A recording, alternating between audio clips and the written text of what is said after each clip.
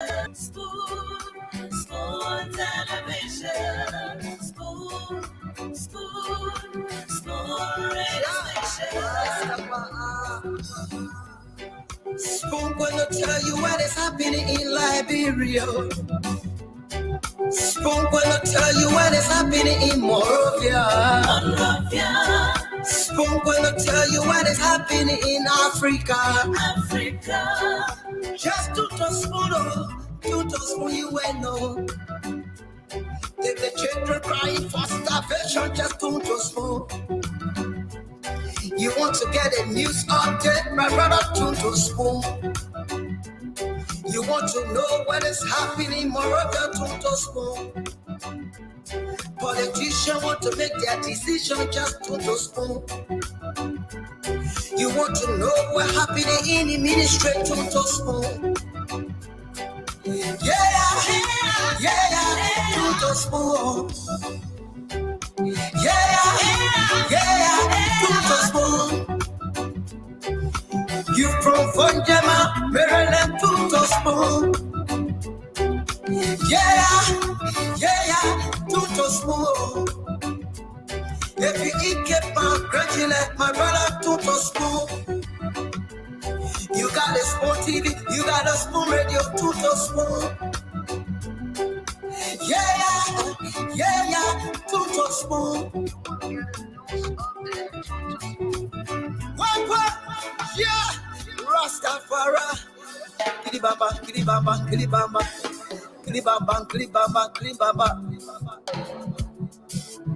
What I want? Yes, what you got today? Spoon TV. Yes, what you got today? Spoon TV. Spoon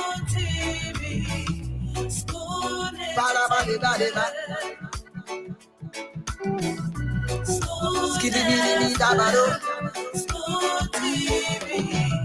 Spoon Entertainment. Go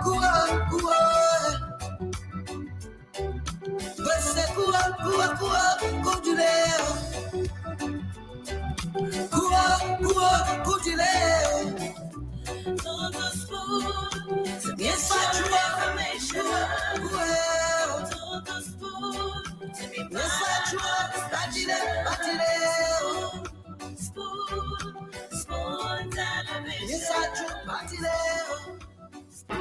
From the CEO, stand coming with the spoon. And your boy, Friday the Southern Band. Charges on the beat. To get your information. To the spoon, to be part of our discussion. Spoon Television. Spoon Radio Station. Spoon gonna tell you what is happening in Liberia. Spoon gonna tell you what is happening in Monrovia. Spoon gonna tell you what is happening in Africa. Just to spoon, you will know. If the children crying for starvation, just to spoon. You want to get a news update, my brother, to spoon. You want to know what is happening, Moreover, to spoon. Politicians want to make their decision, just to spoon. You want to know what's happening in the ministry, to spoon. Yeah, to spoon. Yeah, to spoon. You from Fonjama, Maryland, to spoon. From the CEO, stand coming with the spoon. And your boy, Friday the Southern Band. Charges on the beat. To get your information. To the spoon, to be part of our discussion. Spoon Television. Spoon Radio Station. Spoon gonna tell you what is happening in Liberia. Spoon gonna tell you what is happening in Monrovia. Spoon gonna tell you what is happening in Africa. Just to spoon you will know. If the children crying for starvation, just to spoon. You want to get a news update, my brother, to spoon. You want to know what is happening in Moravia, to spoon. Politicians want to make their decision, just to spoon. You want to know what's happening in the ministry, to spoon. Yeah, to spoon. Yeah, to spoon. You from Vonjama, Maryland, to spoon. Yeah, to spoon. If you eat keep on gradually, my brother, to spoon. You got a Spoon TV, you got a Spoon Radio, to spoon. Yeah, to spoon. What? Yeah, Rastafari. Kilibamba.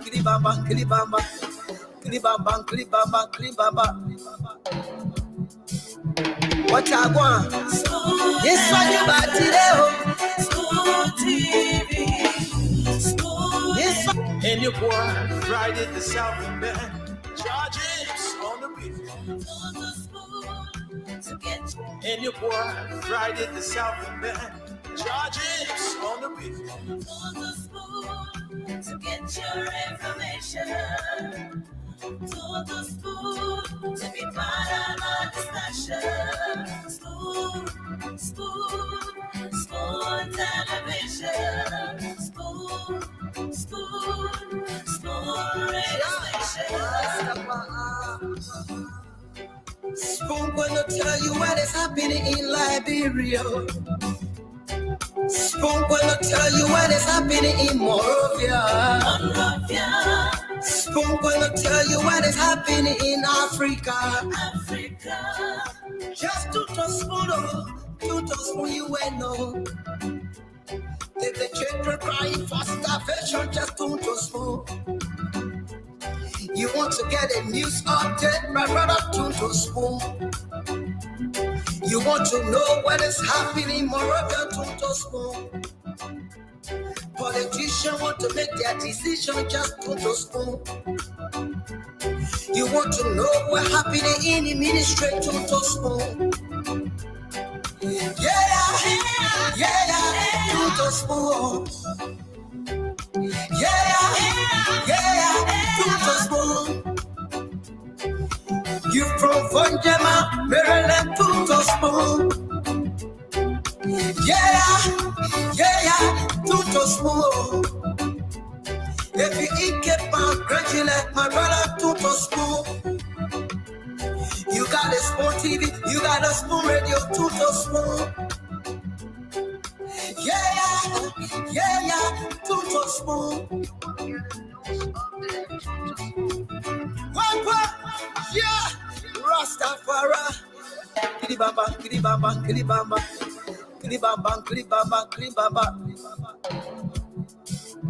What I want? This one you got today.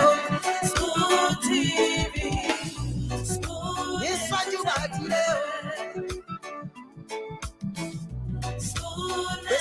Listen.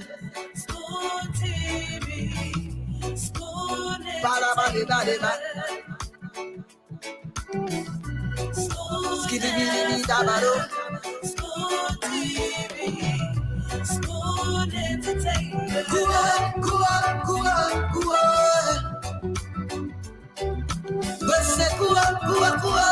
to there.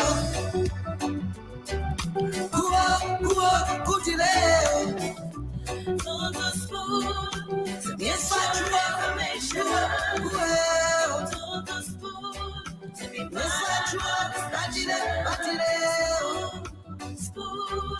Spoon television. Yes, I From the CEO, Stan Tone with the spoon. And your boy, Friday the Southern Band. Charges on the beat. Okay, folks, welcome. Thanks for being there. Welcome to another edition of the program Spoon Talk. We are live for you on Spoon 107.5 FM, Fabric 101.1 FM, Super 95.5, and also live on all of our YouTube channels as well as Facebook. I'd like to say welcome. My name is Aaron Kuban, and I'm your sound producer for tonight's edition of the program. And I'm here tonight with James Samuel Gude Flomo, who's going to assist me in the entire production of this edition of the program. Minister Eugene Fagner is also here. And let me say, good evening from my end and welcome. It's good to be back here at this lovely evening from Monrovia. I'm in Congo Town specifically. It's great to be here, and good afternoon to all of you guys, wherever you are. I'm not sure where James is. Are you in Poland or Brussels or Germany? I'm in Poland. Yeah, you're part of the pro-Po agenda. That's why you are in Poland. Yeah, you hear the name, Po. Po means a land that is Po. Poland. Don't correct the spelling, P-O-L-A-N-D. That's not what I don't care about the spelling. You are in what country are you in again? Poland. You are the guys following the pro-Po agenda. I'm in a Polish people country. It's not Polish, it's Polish. How you Polish shoe? Polish. Yes. But you know, Kuban, you know, somebody called me and asked me whether your name was Kuban or Cuban. You just want to say something about it, Paul. The thing you want to say talking, nobody call you. You can't prove anything here. But you know what the person called me for? The person asked me. The person asked me whether the studio can be cool. Because anytime a man can either in goalkeeper suit or he tie himself with 3 different shirts. What? You see, look at Jean's skin. You can look at his hand. They maintain it to mulatto and all. Yeah, that they lighting, man. Gene will not get bread. They light. Look at the light up there. The light you ever knew that James could get fat? Can we start the show? You ever knew that James could get fat? He is not getting fat. I said his head. Oh, yeah, Gene not getting fat. That Chocon Flammer best friend talking to so. Anyway, guys, what we got today, they said the team plenty. We can't even finish all. Yeah. Oh, nothing major happening. They said Coach he threatened the justice minister and the transport minister. Then they say some kind of resignation took place. Then they say Sir Joseph and Telon say he's taking upper Moreau. Sir Joseph say he's taking lower Moreau. They almost join in some kind of thing to scatter it. But they were talking about money that were down on the floor. You know, all kind of things happened today. So the Librampo want to know what all happened today. They say, what's his name? Damon Slanger. They said today he asked nobody, just joined District 10. Bro, the election happened today, bro. Who do you think we win? They said one picking just 2 in the money, but bro, who do you think we win? Man, what give me fool? So we all kind of thing happened today. I don't even know who win our opinion pool. They may send numbers back. It was narrow. I got information about Yake Koluba getting about tech team with this lady Josephine David got 8, so it was narrow. Other people getting other numbers as well. So no, they said one guy came from the Blanc side. Blanc's both Josephine and Yake. They call him Dr. Morgan. Even by way we should get Damo on the phone. Damo said, but who is this man? Neck to neck, the man went with them. Neck to neck. So we got to get Damo on the phone to tell us what happened over there. It was very surprising that this is somebody that a lot of people don't know, and he went neck to neck with Yeke and Josephine. I want Diamond on the phone because I got called from 6 different persons and I asked, who is this guy? They said Dr. Morgan. And so I want to know who that guy is that nearly beat those 2 people. Where is he from? What is he doing? Why is he there? And then they got one other guy they call Emmanuel Dan. He been around. The Morgan guy, eh? Yeah. My man, the man went neck to neck with the people, the one I saw. That's why I want to ask Diamond. I think during the You talk about Emmanuel Dan. Emmanuel Dan is an aspirant in District 7 and not 10. No, Emmanuel Dan is different. They said the man made Solomon George run on the beach and run by on the rock. So that other story, that different one. Talking about District 10 today, we got to get Diamond on the phone. You will do that for me later on. So we can get asking what happened there today. Yeah. But other than that, why y'all got on the ground? Because me, I just jumped in front to tell y'all the noise. Yes. So today we had a protest at the President's Jamaica Resort, the entrance to the resort. Oh, you said we had that TV were protesting? No, I'm talking about like we witnessed. That's what I mean. I said there was, or we witnessed, or because, and I'm part of no protest. So wait, Aaron, you know somebody came in my inbox at that time I was on campus where the person said they protesting the Jamaica Resort, the place where you can go smoke air. I thought they were just joking. And the person went as far as Facebook, they commented on my post. They said, so go there and they're spotting your smoking place. No, but the protest was actually by some guys from they believed to be citizens of Babalu County. They were protesting and calling on the president to intervene in the missing diamond case. James, you can record issue about the missing diamond worth about $5 million. And since then, they are claiming that the president has not said a word. He has not said a word since that incident and the missing diamond. So they went there to call the president's attention to make comment into this entire issue. And the protest later on turned, disruptive. It was end up violent with some of the protesters sustaining wounds. Some of the protesters sustained wounds, including some of the police officers. Because the video I watched from OK online, I saw one of the police officers there sustaining wound. They are claiming that it was one of the protesters that hit the police officer, and several of the other protesters had, blood oozing from their face. There's been reported that there was some tussle between the police and the protesters, and all of them were taken away in 2 police pickup. They were arrested. I don't know whether they were dropped off another place or they are now in prison. That follow-up has not been done. That's one of the news that is trending here. The next one, you can recall, there was this unconfirmed report that my colleague, Byron reported last evening. And so today we make it our duty to go to Senator Zoe Emmanuel Pennant's office, where he clarified that he has no plan to join former Vice President Joseph Yeman Boakai. And I actually asked him as to whether, as a member of the caucus, he has information any of his colleagues, especially Senator Marshall Dennis, having such an intention. And he said no, he is not aware. And so he clarified that he has no intention to support Ambassador Joseph Yeman Boakai. Okay. And so another news today, like Mr. Fagon was saying, there was little tussle in the Senate, but regularly those things happen. Those things happen regularly in session where you have exchanges. The Senate Committee on Banking and Currency presented a long-awaited report, on the currency exchange exercise.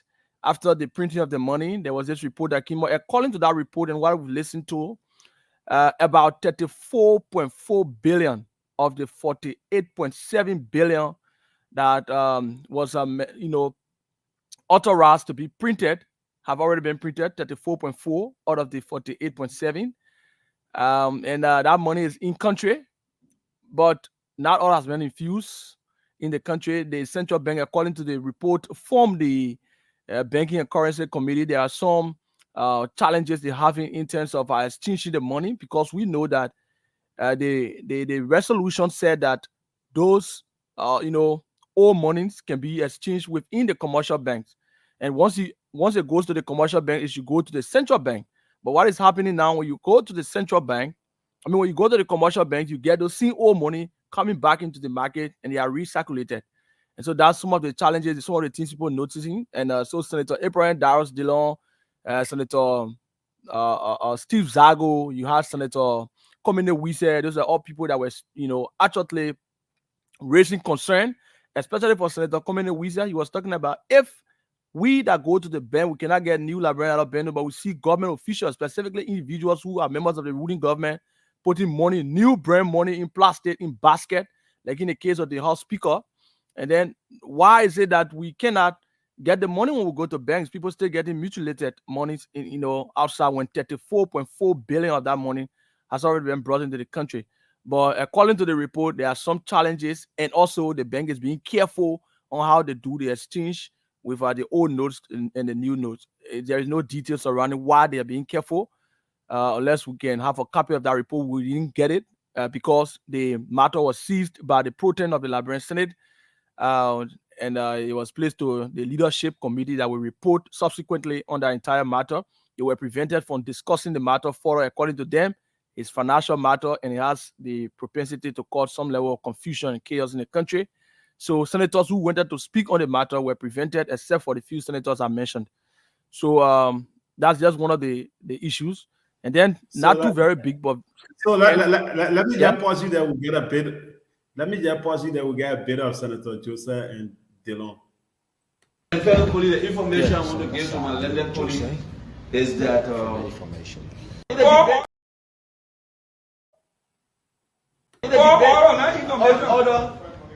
Order you want. Yeah, so just a bit. You guys will enjoy a little. Why he left plating? You just called some kind of old man in Lofa to waste a pound. But anyway, couldn't land on that note. Yes, go ahead, Aaron. Yeah, so what you just saw, what James just saw was when Senator Dillon talked about government officials. I think similar statement that Komene Wise made, that was the same statement that Senator Dillon made too, that government officials are passing around with Liberian dollars, bank notes, brand new, especially for those in ruling government. In the ruling government, that's the CDC government, they are sharing money around in new notes when other people are not getting the new notes. So Senator Dillon was being concerned. And Sir Joseph told him that you too can have similar money like that too. So you can go and share around, but just like you don't want to share, and so that and he said maybe you can put your own money in your pocket. You don't want to give it up. You don't want to carry up, who are sharing it all around because but it doesn't mean that you don't have what I have. And maybe Senator Dillon will clarify that whether he actually has some of the money that Sir Joseph can be sharing around in their thousands. But that's the update. And one of the last things I would like to say also, Senator Prince Moi today fulfilled his promise and gave a pickup to the legislative staff was in support of Ambassador Joseph Imam Bouaka election. And so you can recall when Madam Yombi Kangalora. Wait. Tell that thing what you just say. Senator Prince Moi, Unity Party Senator Prince Moi, gave a pickup to the legislative staffers in support of Ambassador Bouaka's election as president. So why as about president me? of the Republic of About me and Kude? But did I say I want one pickup too? Me and Kude need to move from Poland to Belgium. But I'm not supporting Bouaka. I'm not supporting him. Something wrong with you when talking, don't talk. I'm moderating. I'm supporting him. I say I'm moderating. I'll put you in the back. Who are you supporting, James? I'm supporting Liberia. You ever see Lofa man move from beyond Lofa man? Finish our topic, man. Yeah, so the vehicles are turning over today. Amos Twe, the Secretary General of the Unity Party, was there. He made that turning over ceremony to the legislative staffers. They are supporting Ambassador Joseph Imam Bouaka re-election. And the mandate is for them to. Sorry? How many people they pick up for? Legislative staffers in support of just don't call no number. Don't call no number. James like Cheche Pole. Don't call no number. I will not really have the number yet because they I don't know whether they're many or little, but I don't have the number to My mention. only Say concern, 5 or 6 person. before That I new pickup welcome, or a push and stop. before I welcome No, the former CEO, it's a used pickup. It's a used pickup. It's clear before that I it's not a welcome the brand new. former CEO, my only concern is you can't be going to turn over pick up key to somebody, then you take care to go there. So I hope that you carry the key on board. You go and get No, because you are it's parked in the capital building here. It's parked there. No, what I'm saying That is vehicle like will you bring asked me serious to problem. go and present a pickup truck, right? But I'm where I used to go turn over key. You catch the joke? The man who going to present the pickup, that motorbike Iran. It also be that. Okay? But anyway, guys, you're welcome. I know. What do you want to say, James? Because when we start the show, you're not talking. Yeah, we still get an update. That one. I thought you were starting up. No, I come to you. You know, you always get all the international connection to the update on the ground that people like Mr. Kuban don't see. So let me welcome Daniel Sano, spokesperson of the Liberty Party, LP, because that mean how you call him Benete Mokansu today for me saying LP, Liberty Party, because he didn't put Liberty Party, he said LP. It can be Liberal people. But anyway, welcome, former CEO. Let's wait for James, and then I'll bring in the CEO to hijack the show. James, tell the gala you're getting from on the ground. I don't gotta get out. Yeah, just stay in the Senate. Maybe at that time you were still in government or you were already out. We heard about this in. Please put a member like it's their own paper. Their own paper. Go ahead, James. You ready?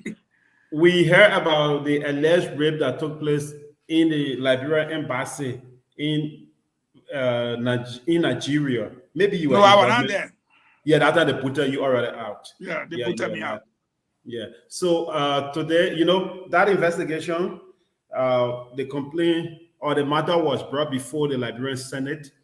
I was still in Liberia then, and the Liberian Senate assigned the Committee on Foreign Affairs. They've been on it for more than a year, and today finally they came out with a report. And according to the chairperson, who is Maryland County Senator James Barney, he said the foreign minister told him or updated him that the matter is currently being investigated, and the foreign minister also informed him that the Senate should invite the Justice Minister of the country to appear before the Senate to give update on the matter. So basically, he told the foreign committee that the Justice Minister should be the one invited by the Senate about a case to give update on the matter. So maybe other people have been thinking how that case ended. The Liberian Senate is still digging and doing everything they can so that they can get everything from out of it. And like you said, we heard about Mr. Talos, and we have his communication here. But I'm told so many things happening there. I also got another information about CEO. Why you looking at me like that? Because you coming to talk Sonny again. Yeah, come on. Yeah, that leave him to get alone. You see, Fagon. That's why I don't say information anymore. You send him information, he will call in front of you and get all the announcement. Baron sat on this show yesterday and said Senator from Brent Jide endorses Unity Party. Hey, Baron. That 4-5 position is giving Baron serious problem. You get some information, you got to verify the information. I tip my head from there. No, me, I tip my head from serious there. problem. According to reliable sources, Brian says Zopeno has been the man that have not been heard from of late in the Senate. When was the last time you heard from Zopeno? So Brian so that all he did for him to respond. But Zopeno, we gave him a free coverage today. Zopeno responded, and Zopeno should be calling in on the show tonight. Probably we can find a date to speak to him. But again, you guys gotta wait. You guys gotta verify your story. You are quite correct. That's the reason why we get Aaron Kuban phone. I heard that he sold his phone and he got no phone. Aaron, you got a phone? James said you sold your iPhone 13 Plus. But I business again. You were still on Instagram. I just asked me for help. I got to announce it. So Aaron said I'm helping with money to repair the phone. If I announce it, then you'll be the Asset Jackson. So let me announce the one.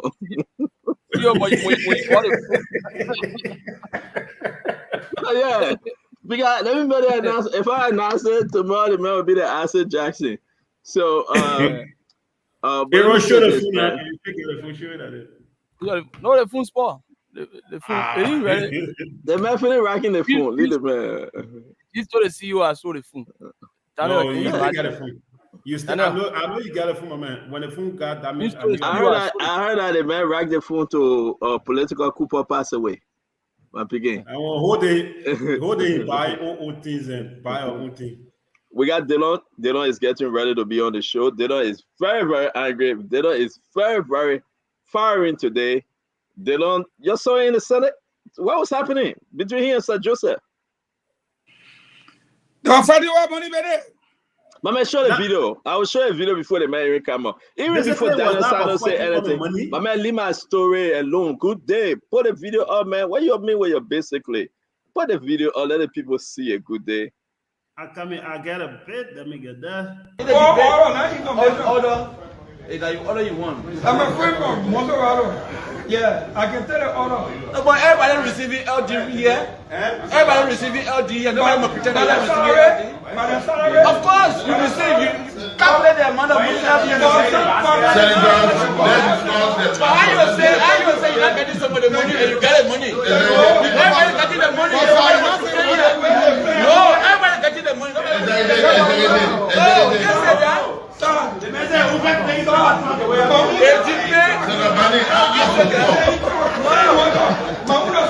can take your US dollar and change it or fill the truck. You won't care the people. You can't do that. Okay, I got 1 more minute. No, I'm concluding in 1 minute.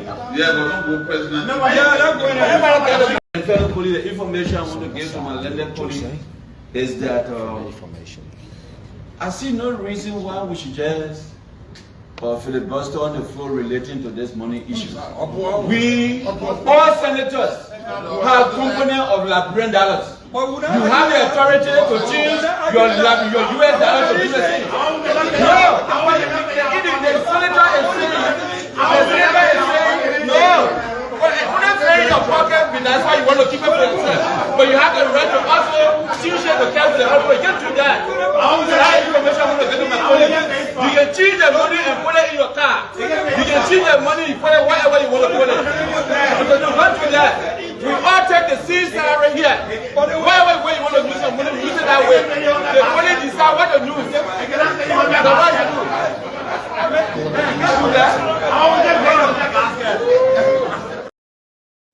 So, but guys, listen. Seriously speaking, and thank God the senator is coming on, folks. We got Senator DeLong coming on tonight. Would be one of his best, and tonight would be one of the. Listen, you will have the time to ask him your question. You can put it up. I want to understand from you, Fagon. What was Sir Joseph's argument? Sir Joseph's argument was that you have the US dollar component and you have the Liberian dollar component. The law argument was, yes, I agree, but it will not fit in the whole back of a pickup truck. Sir Joseph counter argued that, hey, forget about the Liberian dollar component. If you choose if you change your US dollar component, it will fit in the back of the truck. You can put it in your pocket, you can put it wherever. But here is the real argument. Why are they arguing over the money? It's because people saw the quantity of new banknotes that was being funneled around by members of the legislature who are also members of the ruling establishment or ruling party. And for that reason, since the new money came, Prince Johnson and cry, everybody not cry. nobody can see the new money coming through the bank as was intended to kind of change the bad banknotes, dilapidated, whatever you want to call it, banknotes. And so at the end of the day, people are wondering if the damaged banknotes. So I just want to hold you there. I understand. I know where you're coming from, Fagon. Yeah, I just want to get in. Why are lawmakers having the oil right in car? And that's a legitimate question. But I want Liberians to understand though, and thank God the Lord is coming. Daniel, it's not because you are a friend. It's not because the Lord is your friend. You're talking about Arsenal and Manchester soccer game. Put that aside. Be serious today with the Liberian people. Sir Joseph argument that, listen, we take pay in Liberian component and in US component. Put me the picture of Buffer Chamber. Put that picture up. And you also put up the picture of that representative of the guy that running. What are you doing it for? Go ahead, let me talk in loading it. My computer is freezing. I can't use the mouse right now.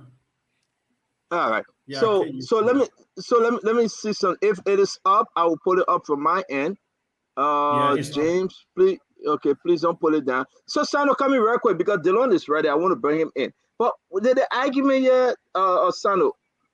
Does he have any argument? Look at this guy. Look at this amount of money. Is this about taking pay in Liberian dollar component, Daniel Sano? Is he frozen too? So Fagon, I'm going to bring Delon in. Talk to me right here. Look at the amount of money in front of this guy. Let's say the Liberian government say I give you 50% in Liberty and the other 50 in US dollar. Look at this amount of money.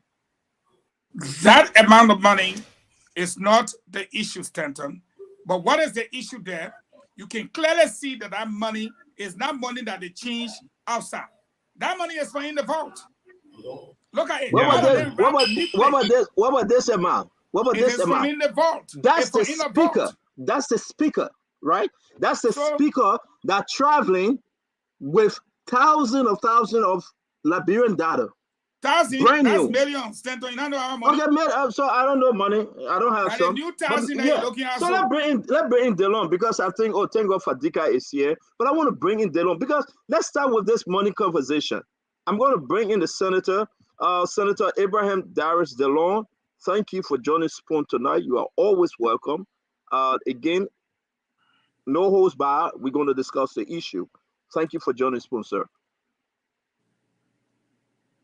You are muted. You are muted. You are muted. Thank you, guys. Thank you, Stanton. Thank you for the invitation, Minister Fagon, Fadika, good day. Let me say good evening in Liberia to listeners on Spoon, on the radio, and on the social media, and good day wherever you are around the world. It's always a pleasing pleasure to be here. I'm here. Thank you.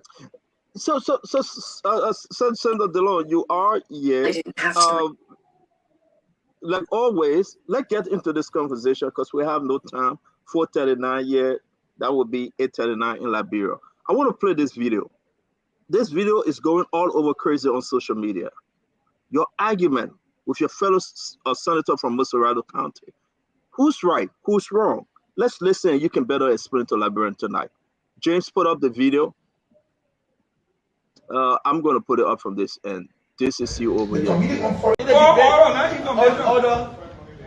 you want. I'm a friend from Monterado. Yeah, I can tell the order. But everybody receiving LD here. Everybody receiving LD and nobody will pretend they're receiving LD. Of course, you receive. You calculate the amount of money that you receive. But how you say you're not getting some of the money and you get the money? Everybody getting the money. No, everybody getting the money. No, you say that. So, Senator, let's pause it for a minute. What's your argument? What's your sticking point in the discussion this morning between you and your colleague? I can understand that we want to sensationalize the discussion, but I will put it in perspective. I'm a senator, humbled to be senator by the people. Back in 2020, the Central Bank of Liberia, through the executive, made a case and made a request to the legislature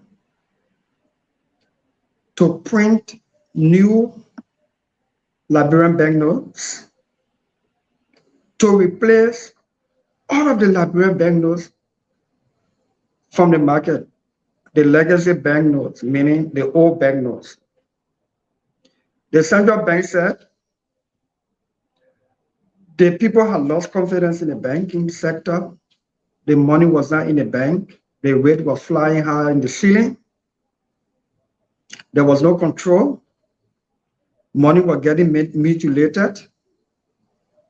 And with $16 billion and $9 billion continue getting missing, they just wanted to change all the money and for us to get a completely new family of banknotes so that the central bank can be in control to regulate. My argument was, and few of us. Sorry to interrupt you. Do you have something on? I know you like the sense. Senator, do you have something on? Hold on 1 minute. Do you have something playing? We're getting feedback from you, like TV or something else on? No, not TV on. I have to use my headphone because my main phone volume is low, so I'm using a microphone through the headphone. We're going to manage it, something playing from your back, that's why. No, what playing in the back? You know the community churches in the area. Okay, we got you. The people are in church on and right under the window, and you dare not tell them not to do it. No, we good. Yeah. We're good. Yeah, go ahead, yeah. So permit me so that for the sake of the proper information, we'll come to that clip between my colleague and I.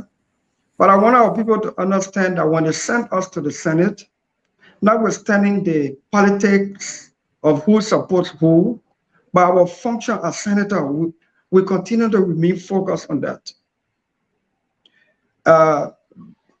We argue, some of us argue, when 9 senators will argue then, that the fact that the people lost confidence in the bank, in the sector to bank their money, that means the people did not trust the bank. If you put $10 in the bank and you went for $5 and the bank said they can only give you $2, the day you get another $10 or $20, you won't put it in the bank. So the bank, we're asking the bank to do something to restore the confidence of the bankers, of the public. When you restore that confidence, when you take steps to restore the confidence, then we can change the money so that when the people are transacting with the money, they can have confidence to bank their money. But short of the law, there was a resolution signed by majority of the Senate and the House. I did not sign. Were 8 senators who did not sign that resolution in 2020 because my common sense told me that when a bucket is leaking and you want to fill the bucket with water, you either first patch the leakage or you change the bucket to a new one or a different bucket before you pour water in it. The bucket can be leaking and you keep putting water in it and expect it to get full. That was my common sense theory backed by consultation with experts when it comes to financial matters. Because that's what I do as a senator. Those areas that I don't know anything about, I consult so as to inform my argument, my debates, and my vote for the people. Because the central bank did not convince some of us, so we did not sign the resolution authorizing the printing of $48 billion. $48 billion will be the largest volume of currency banknote ever printed in the history of Liberia's founding or existence. The central bank told us that all of our money in circulation, our entire economy, was worth around 25, 27, 30 billion. Why did you want to print 48 billion? There was no answer, so we did not sign. But be that as it may, the legislature in majority authorized. Since the authorization, We kept asking for the status of the printing of the money until today, finally, the report came. The report says 34 billion out of the 48 billion has been printed. And the report says the 34 billion is already sufficient enough to cover up all the old money on the market. When we mean old money, we're talking about the legacy banknote, whether it's mutilated or it's still usable. When they say legacy banknote, normally when I listen to Spoon, we like to talk for Ma Mary and Ma Jordan. When they say legacy banknote, that means that the money that already in circulation, whether it's tier or whether it's still good. But once it is not the new money that they printed, completely different money that they printed, the volume of that money is less than what the central bank has already printed off from the $48 billion. So my question and my argument, few of us was, why is it that we still interchangeably using the old money and the new money? We wanted to know, why is it that this money is not in the commercial bank when you have more new money printed, new family of money printed, and that can cover up all the money that were in circulation that we want to change, the old money. And two, when will be the cut-off point where we state as a country that after a certain time, the old money will never be used in Liberia as a legal tender? Those are the critical questions we need an answer to. Now, you bring $34 billion. The $34 billion can cover up all the old money that you wanted to change, for which you wanted to print 48 billion. But the money is not in the central bank. When the money is not in the commercial banks. When you go to the commercial bank today, they gave you the old money. Why is central bank not dealing or infusing that money into the central banks and the commercial banks so that the people can do business with the commercial banks, getting the new money? And as you go deposit the old money, they give you new money, or you get deposit the old money, it goes into your account. And whenever you go withdraw, then they give you the new family of banknotes. That has been our argument. Now, the pro-tem and few of our colleagues were uncomfortable when the aspect of the politics came in, because if the money is not in a commercial bank and it is not being infused over the counter or by transaction, legal transaction through the bank, how is it that the money is in huge volumes in certain public officials' hands, loosely, as demonstrated by the photos that you saw? It was when my colleague, understandably because of the politics, he said, all are getting the new money. And that was not the argument. That was not the argument. And that's why you heard when we said, James Barney and a few of us said, the money we're getting, our salary, it can fit in pickup truck. It can fit in Ghana must go bag. Where the other people getting the money from, that when you, even a senator or the ordinary person, forget about us being the senators. We're speaking for the ordinary people who don't have access to this money, who will go to the bank and the bank will give them mutilated money of the old money, and they can't even use it. Also, what happened to the new money?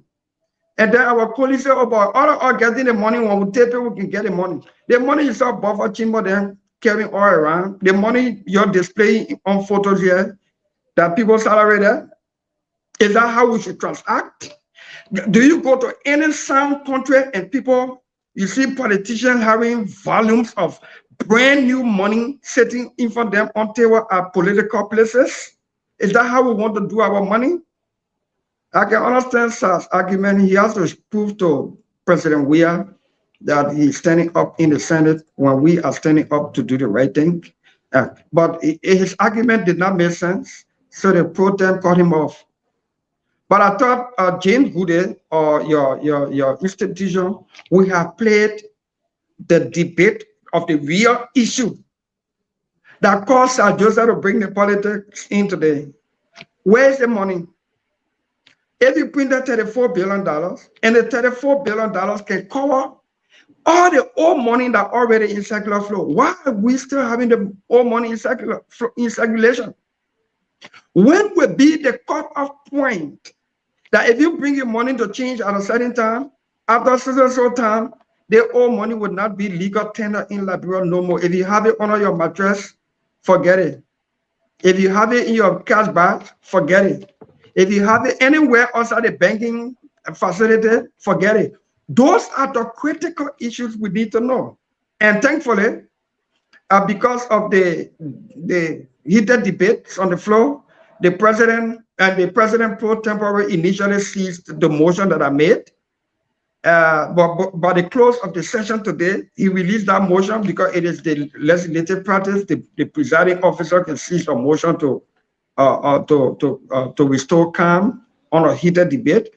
He released the motion, and my motion was that we should send that report back to the committee so that the committee can give us a complete analysis of where we are with this money issue, and the central bank should tell us when will the old legacy banknotes be illegal tender in Liberia, and why is the new money not being transacted through the commercial banks?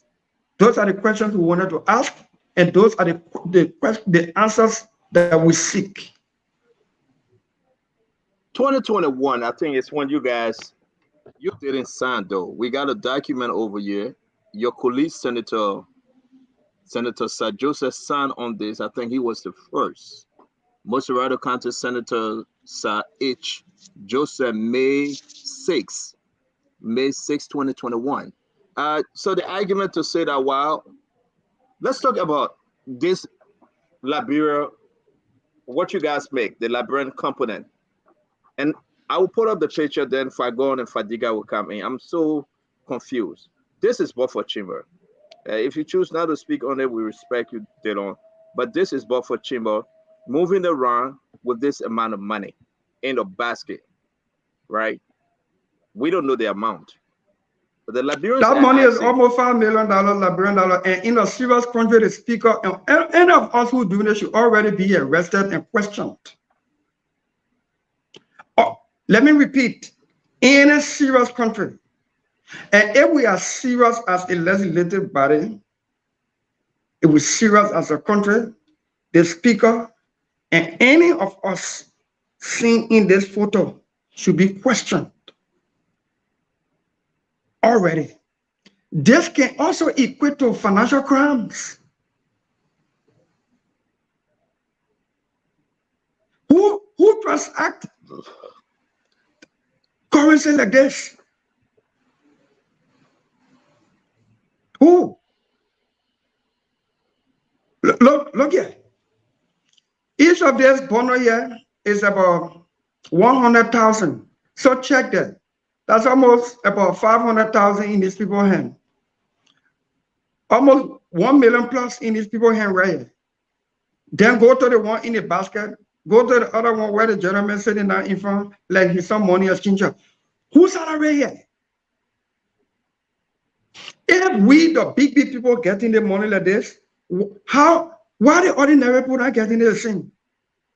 Why are we putting them in difficulty with the old money that is already mutilated and practically everybody refusing it? Why is it that the commercial banks still transacting with the old money when the central bank's own report says they have printed more new money than the old money that is in circulation? Those are the questions to which we are demanding answers. See the speaker. In a serious country, the speaker should be questioned by the financial intelligence agency. But we don't have spying in this country. We don't have spying. And you try to make a little effort, you get beat up. You are told that you are faking. And anyway. Yeah, so This is let me bring terrible. in. So my role, listen. our role is to continue to share the light on these things and hoping that we can have the number with the courage and the spine to hold these people accountable. The people of Montserrat now, they are confused. And helping out, my last question will bring Fagon in, Senator. You are representing them. Sir Joseph representing them.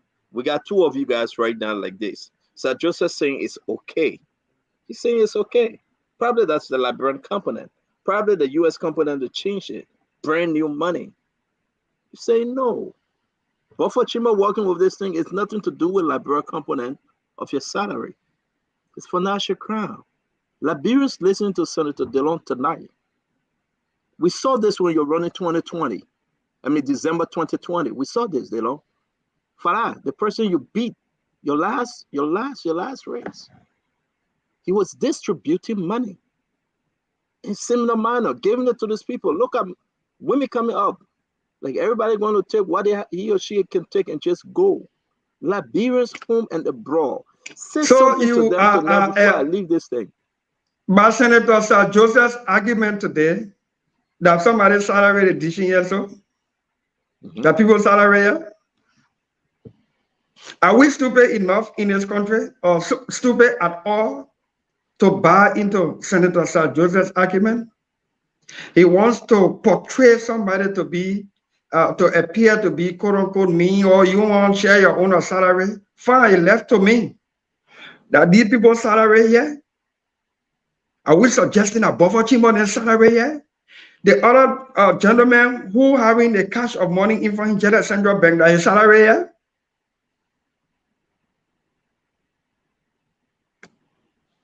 Thank you, Senator. Honorable Fagon, your take. Well, thank you. Judging from what I'm looking at, and anyone who's been in Liberia, you will know that each one of those bundles have 10 in it, and each one of them is 10,000. 10 times 10 is 100,000. So each one of those bundles is 100,000. And I'm not exposing it; it's public record. The senators, I think, make around 250,000 LD, if I'm not mistaken. Correct. Component. Component. Correct. Can you do something for me? I'm a little confused. Can you translate some of those Liberian dollar into US dollar for me? You just divide whatever amount we gave you by what is the conversion? What is the rate now? The rate is 175. 175. 175, yes.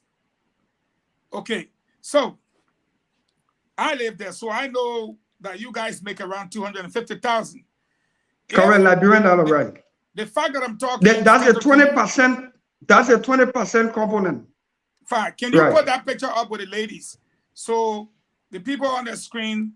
Now, if the picture is facing you on your screen, and you're looking at a lady who acting like she's clapping, you will see 1, 2, 3, 4, 5, 6 bundle. That's 600,000. So that's 3 senators' money in that one woman's hand, and 3 senators not there. Go to the woman with the red hair tie beside her. You check her money in her hand. You can see the bottom of her hand. That's 1, 2, 3, 4. That's 500,000. That's 2 senators pay. Liberian dollar component. So right there now, you got 5 senators. The one in the blue dress beside the guy in the green t-shirt. That's 1, 2, 3, 4, 5. That's another 2 senators Liberian dollar component. And then you can go to the other lady. I don't know who's on the other side. So I don't think the argument is more so about the senators. You can change your money, this and that. That's what Sir Joseph seemed to have suggested. Sir Joseph was looking more or less to maybe at the Liberian dollar component, but it still cannot fly. Because even one senator, when I made all I want over there, let me put it in Liberian English. So I want to ask Senator Dillon, your cardinal functions, lawmaking, oversight, representation. Today you guys are there. Are you suggesting to me, question A to my question, that's A and B. Are you suggesting to me in that hall today that CDC had more senators in that hall than opposition? Question 1. Question 2, It went back to committee room. After it has stayed so long since that money came, my dear brother, we're seeing the clear evidence. And that's what brought the debate. Why is it that the real focus was not placed on the fact that this money came ever since and up to now? The central bank cannot tell you guys what's going on. Whether they are retrieving the money. In fact, they have not said anything. What's going on, Senator DeLong?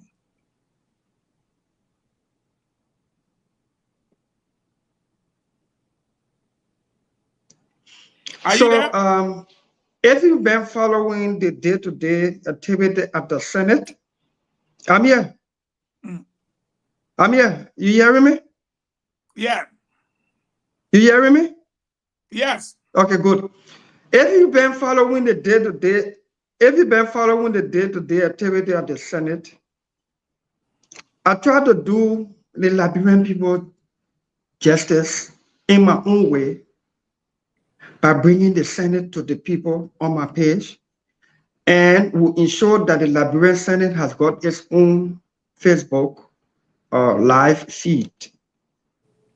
Since November last year, nearly every session that we go to, we ask for the status of the printing and infusion.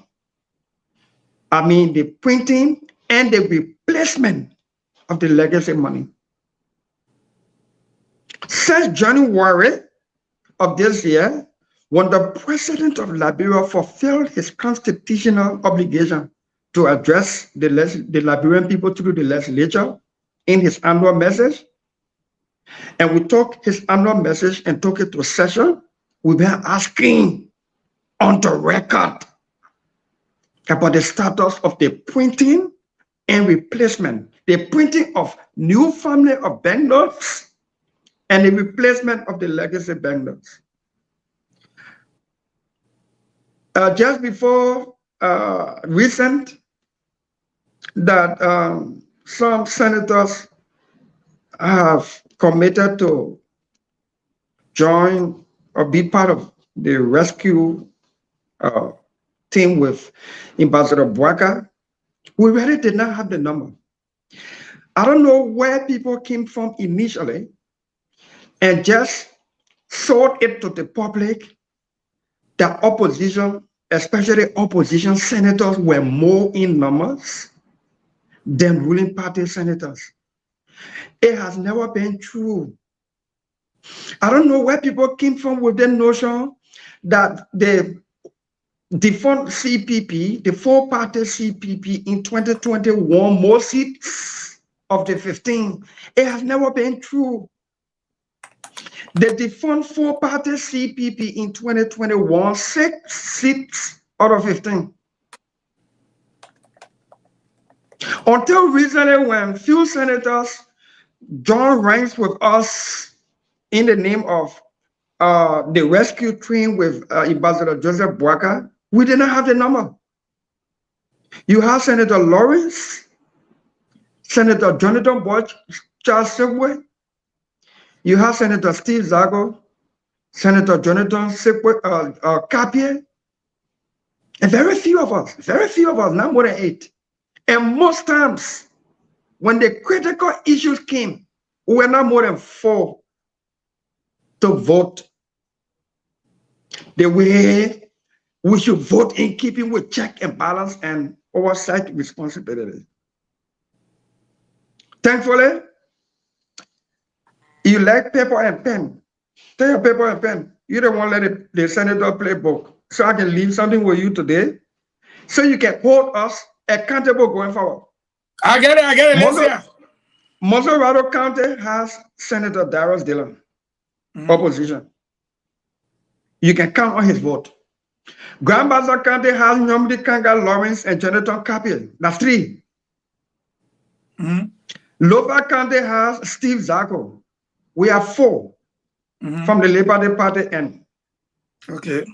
If you come to Bon County, I can now safely count on Prince Moi, and with our latest consultations and meetings, especially since the rescue mission came into being. You can include Dr. Henry Topper.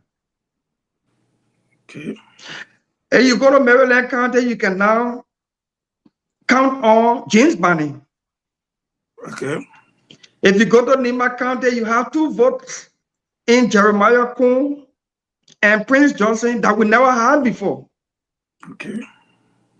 And now Boto County has transitioned from being independent to being a rescue cousin.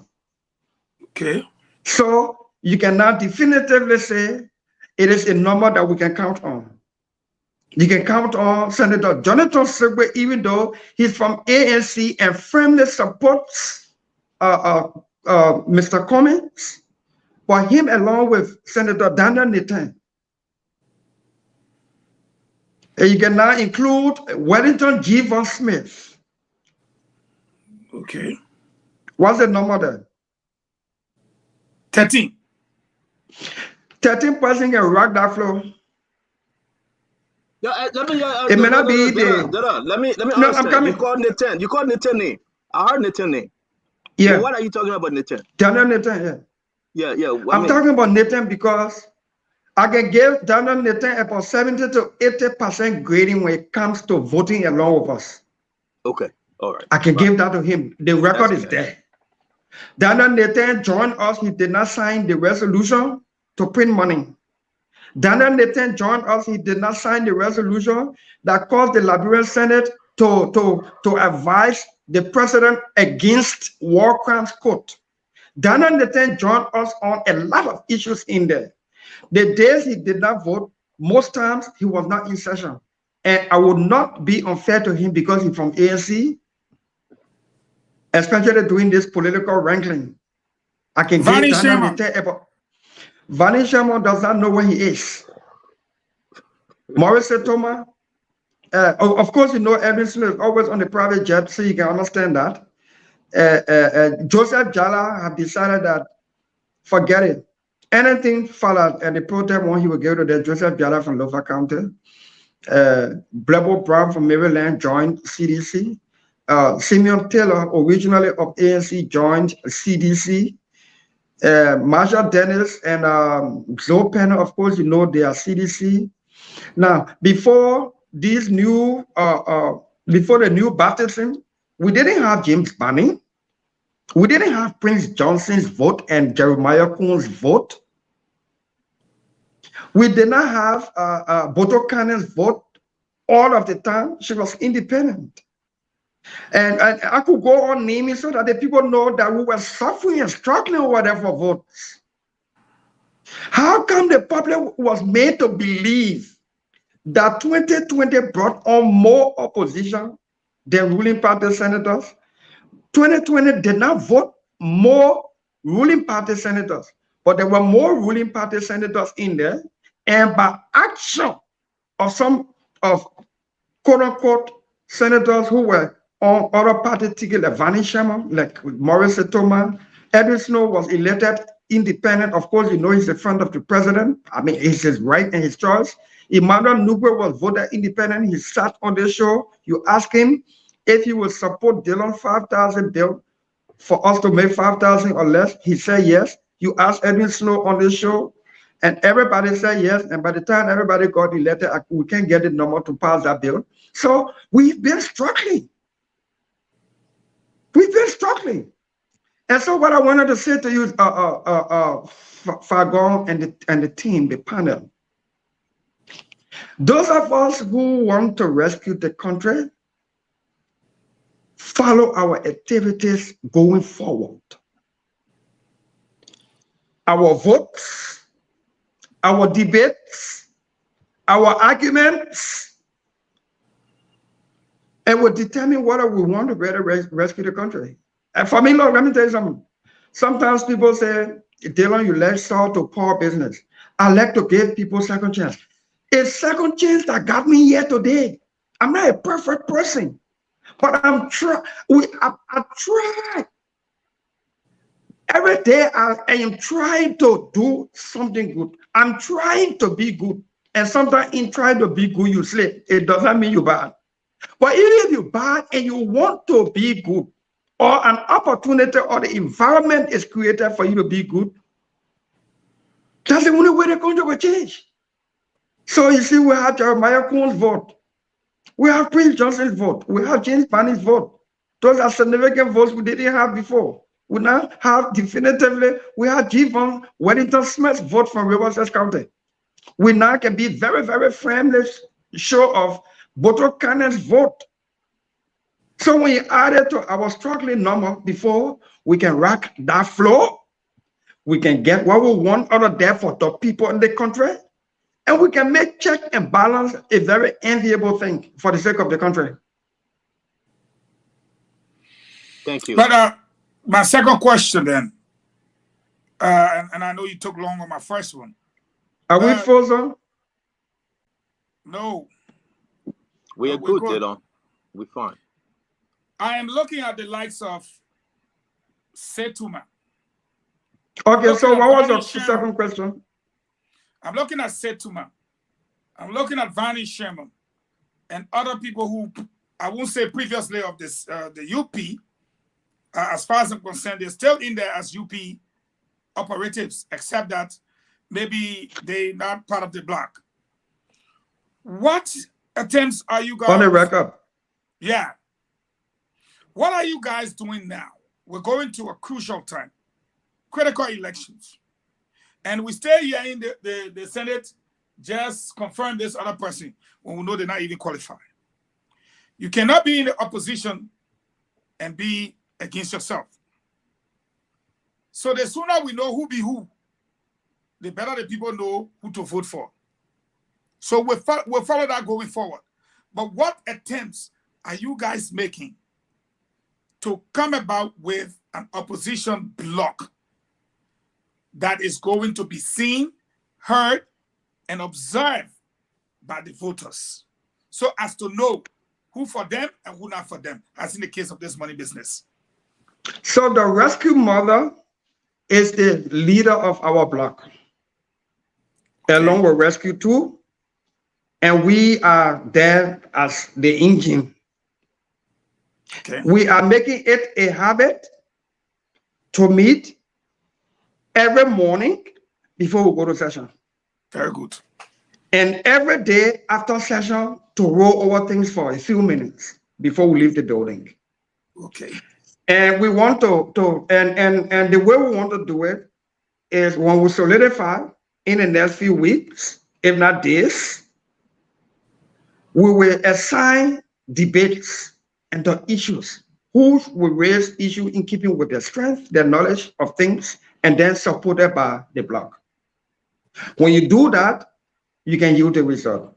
And watch out for next week on the $11 million red subsidy. We demand accountability. I raised that issue. I wrote a communication. I raised that issue. It's before the Senate. Today, the Senate decided that the Minister of Commerce will be waiting to appear on Tuesday with the full accountability, full report. How much you receive, who you gave the money to, and how much you gave who. We want to report. And next week, the issue about this printing money and replacement of the legacy banknote is expected to be fully brought back before the floor. Next week, and I am a member of the Judiciary Committee and the Committee on Defense, Security, Intelligence, and Veterans Affairs. Next week, we are citing the Minister of Justice, the DEA, that is the Drug Enforcement Agency authorities, the LRA, the Liberia Revenue authorities to come tell us what went wrong with $100 million cocaine case. What went wrong? The court records available need a lot of answers. So the block is building. I want to bring in Fadika. We are not. I beg you 30 seconds. Can you update Spoon with an updated list of members of the opposition bloc as soon as you get seen, either Monday, Tuesday, or Wednesday, so that we can know the members of your opposition bloc. So that if people don't sign onto it or they are not on that list, we know that they are either independent or they support. So we like to have a list of the members of the opposition bloc. Not because they say Barney Shema in UP or Maurice Setuma, no, they must be part of the opposition bloc. And one of the reforms that was successful in taking at the Senate that has never happened since the founding of this country, for the sake of accountability and record, we carry the reform that will vote on the record. That is why you see it difficult for especially a senator to deny his or her vote, because it is on the record. Even though it is manual now, we're doing everything to make it digital. But at least this manual record cannot be challenged or denied. Let me say Senator Dillon, on this issue, how do you vote? Yes or no? Good. So there are a lot of reforms going over there, and with us building this block in the name of rescuing this country, watch out for the Liberian Senate in the next few weeks. And I think they're going to get mad at me because my dear brother Fadika, I should bring you in. Damn, I'm feeling good tonight, man. No, I'm not feeling good there. The senator answer this question. Liberians are asking this question. And then we will end the show, then we'll talk about feeling good. Senator, now you have almost 13 that you can clinch onto. Very surprised at Botokane. When she said, I'm a rescue auntie or cousin. Very surprised at that. When I met you guys in the Senate, she was quiet. She held onto her bag when we're in Liberia. She didn't say a word. And indeed, we beat on her. But what the woman doing? You know we did. We beat on her. But she spoke. Let me ask you, with the power now you guys possess, and some serious individual like Jane Benning, that now he care about rat. Don't tell me that you guys going to start putting some issue about impeachment and holding your very police then to account, like the pro tem, and questioning them. I know he's running again. The president. Some ministers, directors, right now, can you tell Liberian people that you will hold them in a vote of no confidence and hold them in contempt? Even if the president tries, you can go after him with the vote of impeachment. Can you just say something? If you can educate us, DeLong. This is getting serious. So I would be careful not to give false hope, elevated expectation too early. But I would do it in a way that it is very manageable and it is possible if we can hold it together. I should also inform you that on Monday, a special committee of the Senate under the communication from Senator Nyomdi Kanga Lawrence will hold a hearing on the road fund. Why companies in arrears are not paying. The pro tem set up a committee after we insisted with the new rescue mission number. The pro tem set up a new committee chaired by Dr. Henry Tokpa and with Senator Darius Dillon as a member. And we are ordered to have two other senators for us to investigate why companies are not paying the road fund money when they are doing business in Liberia, active business. That hearing is scheduled for Monday. It was supposed to be heard on yesterday, but because the National Road Fund administration is changing hands from Boniface Satu to the new lady who is officer in charge, she says she had just taken over. She needs to compile the record. The Minister of Public Works is out of the country. She should be returning over the weekend. This picture from a rehab center. How you got it? Okay, we're going to get back to the picture, please. James, put it down, please. Go ahead, Senator. Yeah. Yeah, and the LRA people that's supposed to be collecting the money, and the Minister of Finance, who is supposed to be taking the money from the consolidated account to put it directly in the road fund account. They will have to appear before us on Monday. We will demand answers. If we can achieve anything even before we close in July for independence, we can rescue the country. Thank you very much. For me, that's a challenge. If we cannot achieve anything significant in keeping with oversight, let me say this. I come in Stanton, lawmaking,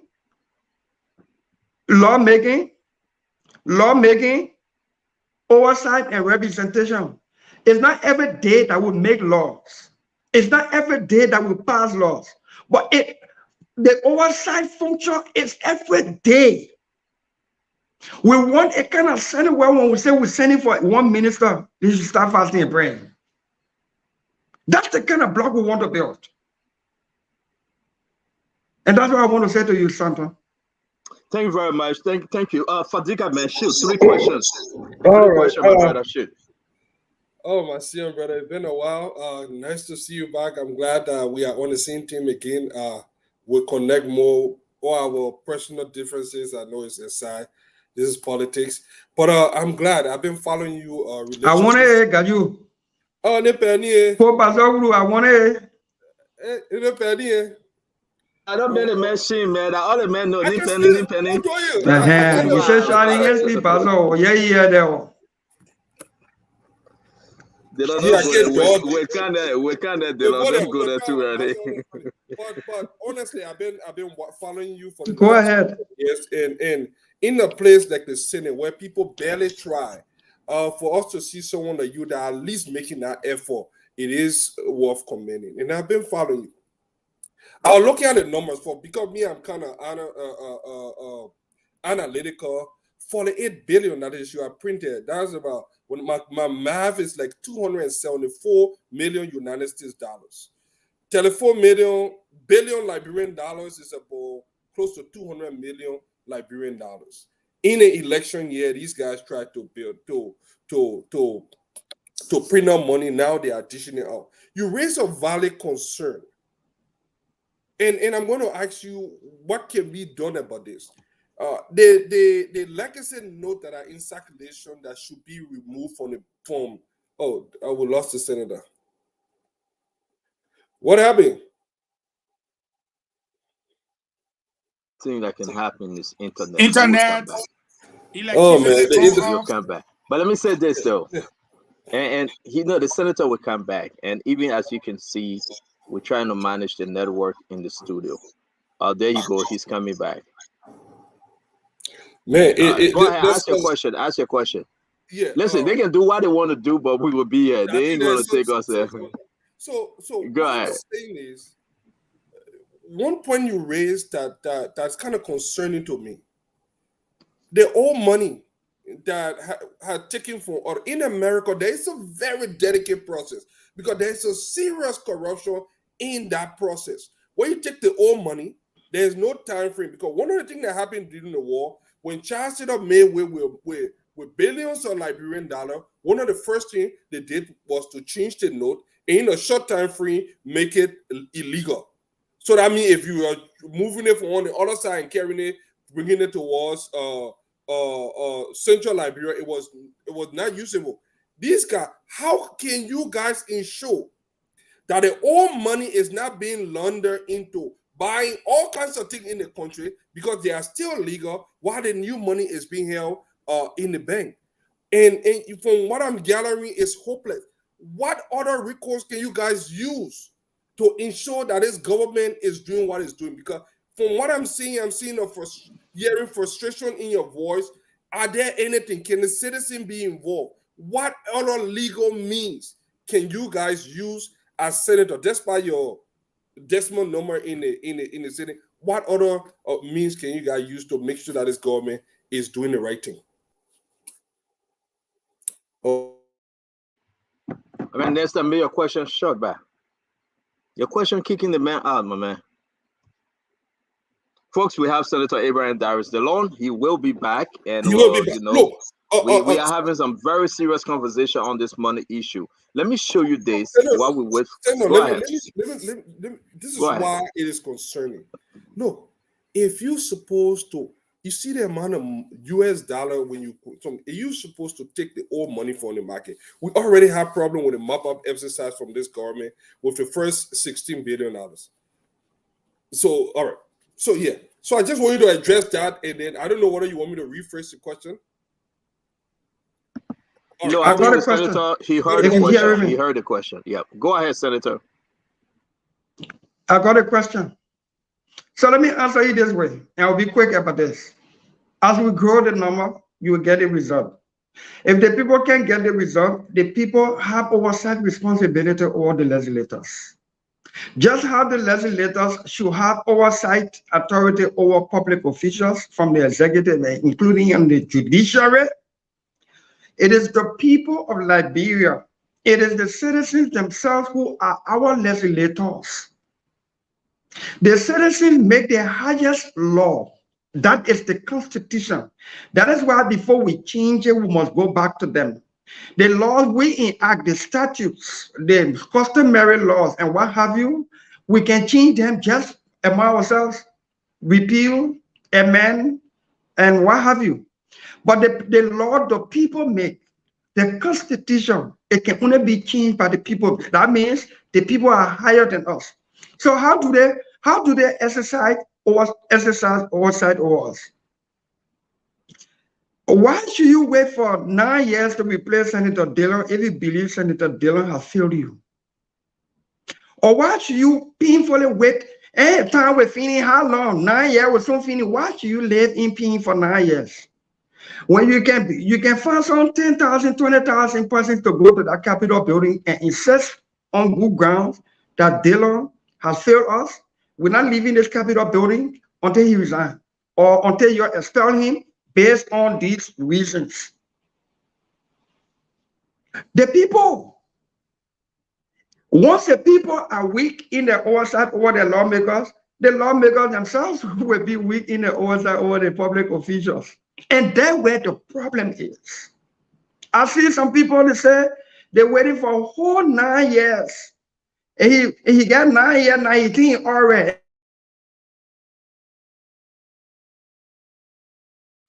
This internet, man. But this is a very huge revelation. Honorable Pango, if you guys are listening, a lot of people don't know that they have that right. A lot of people in our country just feel helpless. Yeah, but something can be done, and something will be done if the people themselves put themselves together. I checked, and there were 13. Yeah. If you add another 4 or 5 to it, it's the majority. It's the majority. No, on the other side. Yeah, he's trying to come on. Let the senator set up. So, but let me ask you a question though, for Fagon and you and Fadika.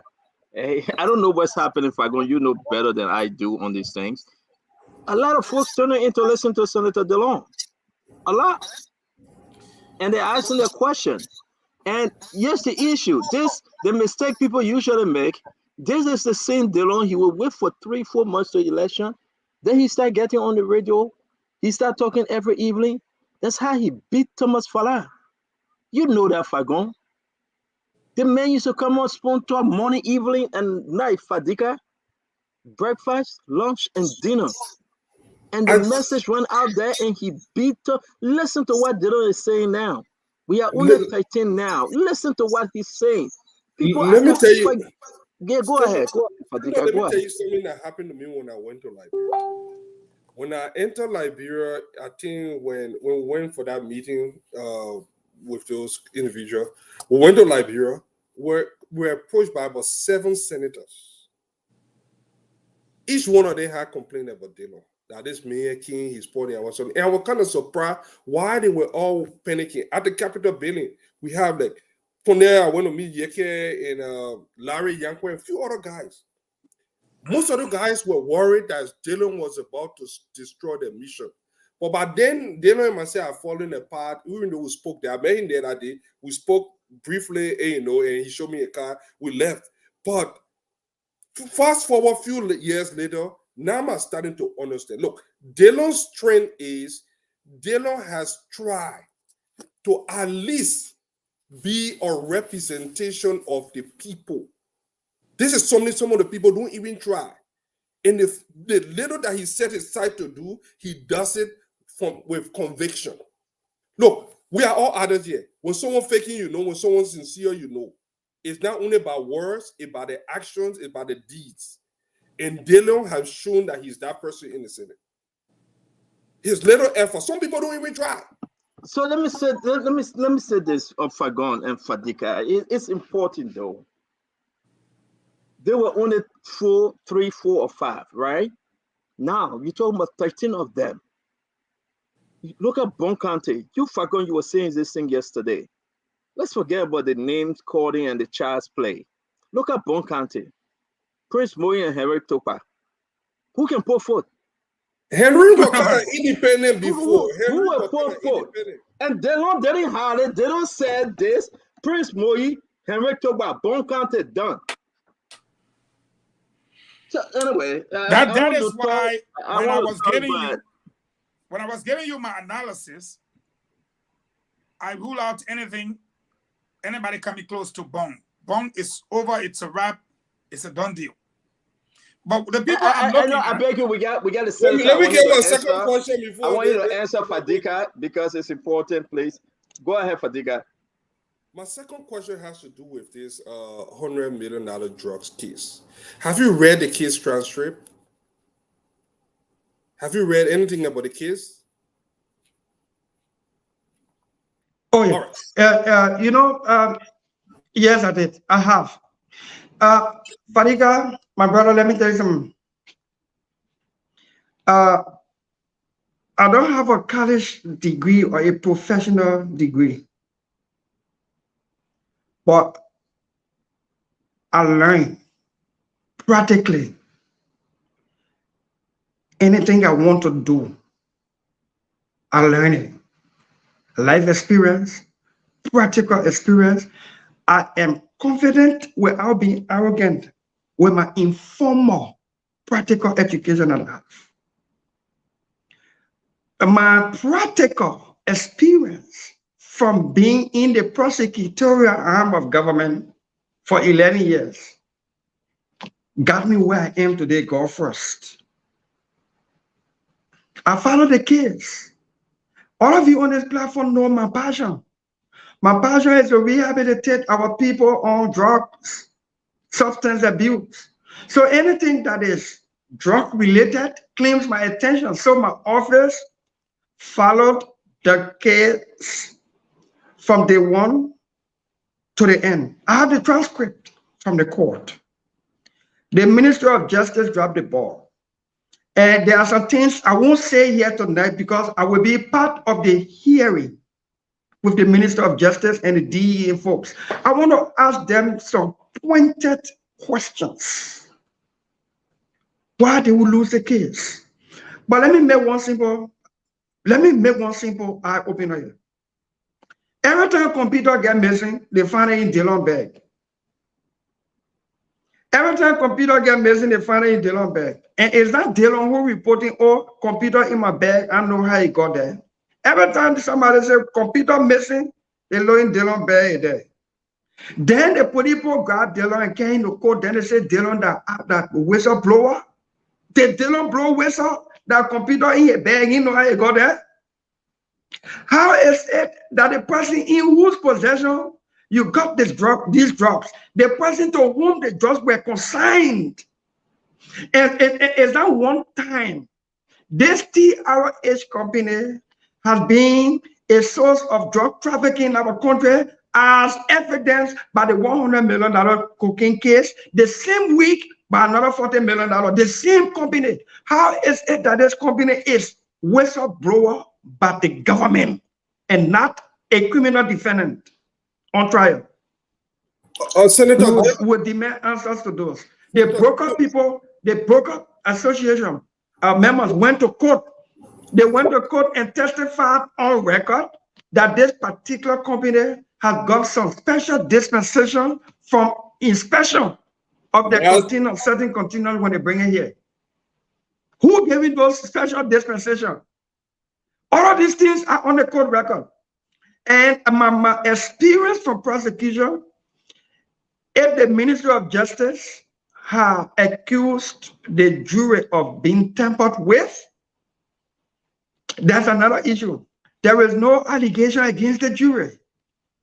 But even if there's allegation, who's in charge of the jury? When you sequester the jury, the jurors, which are the human beings, when you sequester them, that means you keep them in one place for the entire duration of the trial. They have no access to anything outside of that place. You have them. No telephone, no newspaper, no radio, no family visitation, nothing. They can't even come outside to drink water. And who's in charge of the security man in that place? It is the sheriff. Under whose direction and supervision does the sheriff work? The Ministry of Justice. So if somebody tamper with the jury, they must have passed through the Ministry of Justice. They will answer some questions before us. $100 million cocaine case in your hand, and the transcript, we have it. They will answer some questions. We are 13, and we have discussions about it today. They will answer questions. Well, you just answered one of the questions. I wanted to ask who gave that TRA special preference, duty-free privilege. That was something that was concerning to me as well. I heard you summon the LRA too. What is the role of the LRA in this whole process? Because I know they were kind of investigating that company as well. If the broker association is receiving instruction from and not inspecting, doing physical inspection of the container, of the content in the container, the instruction must come from LRA. And if LRA is giving the instruction, we want to know who. That is why the defense counsel said, jurors, you please free the people. The government know who bringing the drug. That they run for the poor. They both say they can't buy people. The money, they pour, they say they cut on the counter, over 200,000. They both say we can't buy people. You're selling people? Yeah. You're bringing a wholesale? Yeah. People say they can't buy people. They get business registration for doing general merchandise. And they can't buy people wholesale to go sell it. They legally register to do business in Liberia. They can't buy people. How can you say they can't buy drugs? They can't answer. The transcript is there. I don't want to say much since I'm a member of the committee and will be holding the hearing. I want to hold down some stuff. So they came to buy something, but y'all who get a warehouse, y'all who get your container, y'all who get it one that you're selling. So how don't you mind to get in your warehouse? How it even came to Liberia? How it got inside your hand? So Delon, though you don't want to say much, we know we're going to have you again on this issue. Because we need to set the record straight, Delon. I think the point you just made is very important. They came to buy the PFI. So if they got there to buy the PFI, why are you holding them saying they came to buy drugs? But you have the transcript. If you can, just a little more, push a little further. Just a little more. The company, TRH, and the other company, were they questioned? Folks from there were arrested. From your position as senator, I know these are some of your questions. Can you help us understand? Since you have the transcript. How you question your whistleblower? How you question your whistleblower? The man, you find your laptop in the man bag. Then the man say, oh, I opened my bag, I saw a laptop there. You say your laptop lost. Everybody looking for it, they find it in my bag. Then the police say, Delon, a whistleblower. Then you think the police will pressure me or you think they will indict me as a criminal defendant? Because now the level you as a whistleblower. So now, oh God, a lot of people. So it means the government using you, as a witness rather than being a defendant. That's what the government did with the company. Who consigned the drugs to them? I want us to get the long chance on this one. The Liberian people are reacting and they want to listen to this very important thing because something is missing for Dikai. And I want us to get a senator chance. he just said those people now turn into being a whistleblower. Therefore, they are protected under our law, right, Delon? Of course, yes. I have one question. Fadiga will come to you. This thing is right. I beg you, brother. Stand up. I'm on a committee. I'm not going to go further than that because I know you read it now. When you start saying ho, wait, you read it now. We're not going there today. The man just saying that the people that have brought the thing in have turned to be a whistleblower. Therefore, the government have protecting them up to today, and put the blame on people that say I just can't buy my small fish. So Liberia say, look, this is bad luck. Something is not right. The people, thank you, Delon. I know you can't go further, but thank you. Fadiga, go ahead. One of my concerns. Yeah, no, ho, you have to know. You not get I want to know. You wait for the hearing. Is you also sermon the DEA boss, which is another component of this.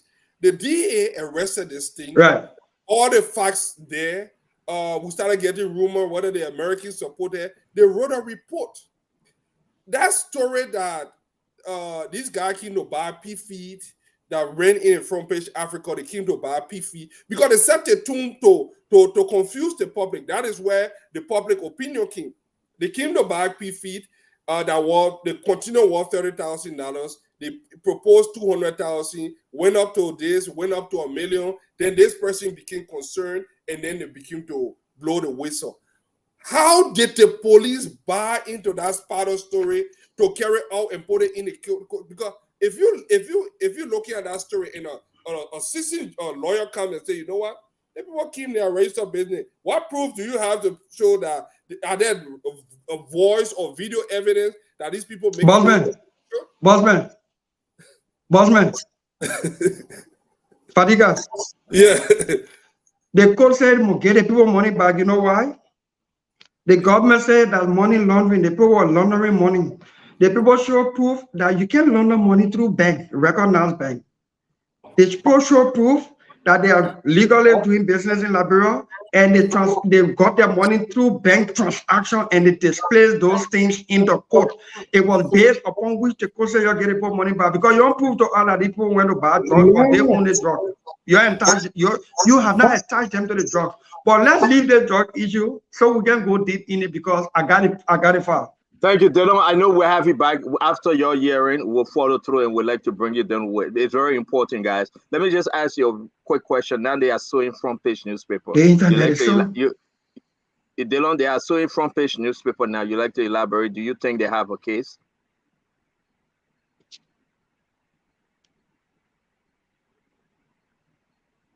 Senator? They're doing what?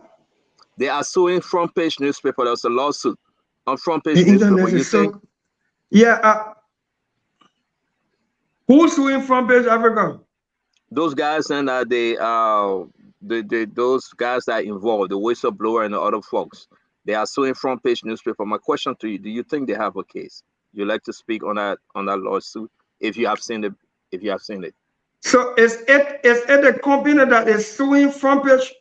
Is it a company that is suing Front Page Africa, or the judge wants to hold Front Page Africa in contempt for alleged acts of bribery? Exactly. The judge.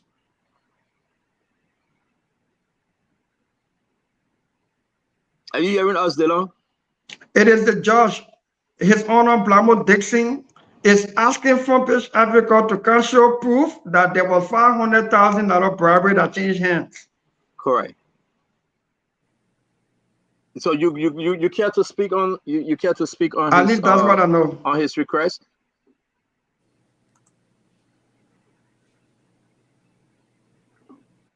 Man, the internet is.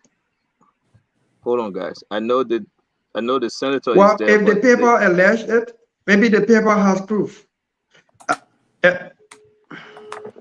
Sorry, Senator, I'm calling you. You can talk to us through the phone, but you stay on the screen. That would be better. That would be better if I'm not interrupting your live feed. No, he's going to mute himself. All right, you mute himself. If you can mute your device and go through the cell phone. Hello? Yes, you're good. We can hear you. You can hear us? Okay, good. Good. Don't turn yourself off. You could stay on, Delon. That was No, the internet, I don't know what's happening. okay. I don't know what's happening. Yeah, I'm so sorry. We're having a very beautiful conversation. So just stay on the phone and stay on the set. Just mute yourself. I thought you were going to stay on the set and mute yourself because people like to see you on. It be very That's what I wanted to do. That's what I wanted to do. In fact, I'm better when I'm in studio. Yeah. So if you don't mind, we can shift this discussion. I will be in Spoon Studio itself, if not tomorrow, Monday. Oh, let's do tomorrow. That's fine. We would, because we can't just let go. Let's do tomorrow. But let's have you on the phone for now. Let's have you on the phone for now while you prepare to get in studio. I'm not very good when I'm on the phone. And then when I'm sitting relaxing, nothing. I know. But can you give us just 10 more minutes before you leave, please? Just give us 10 minutes. I know you're not very good. You just put the description of thing, and I won't be very yeah, I know what you want to keep it for tomorrow. No, I'm gonna keep it for tomorrow. But I just want to talk a little bit about this Rescue 1, Rescue 2, your involvement with the Unity Party, and the strength you and Yombly Kanga Lawrence, the Senator of Grand Bassa, Jonathan Kapil. And now I also want to ask you about the political side of Mr. Cummings and his fixer too. If you have 10 minutes, we can go into that. It is a discussion I would like to sit and let the audience see me and I see you and we interact, because this is a very important and serious discussion. I want to speak to my meeting with Madam Ellen Johnson Sirleaf. I want to respond to some political stuff in the air, and I want to tell the country that we're ready to rescue this country. I'm excited. We will have you in studio. We will make arrangement. I am excited. I am excited, and I want my political opponents to come bring my record in the Senate on the table as we are prepared to redeem this country.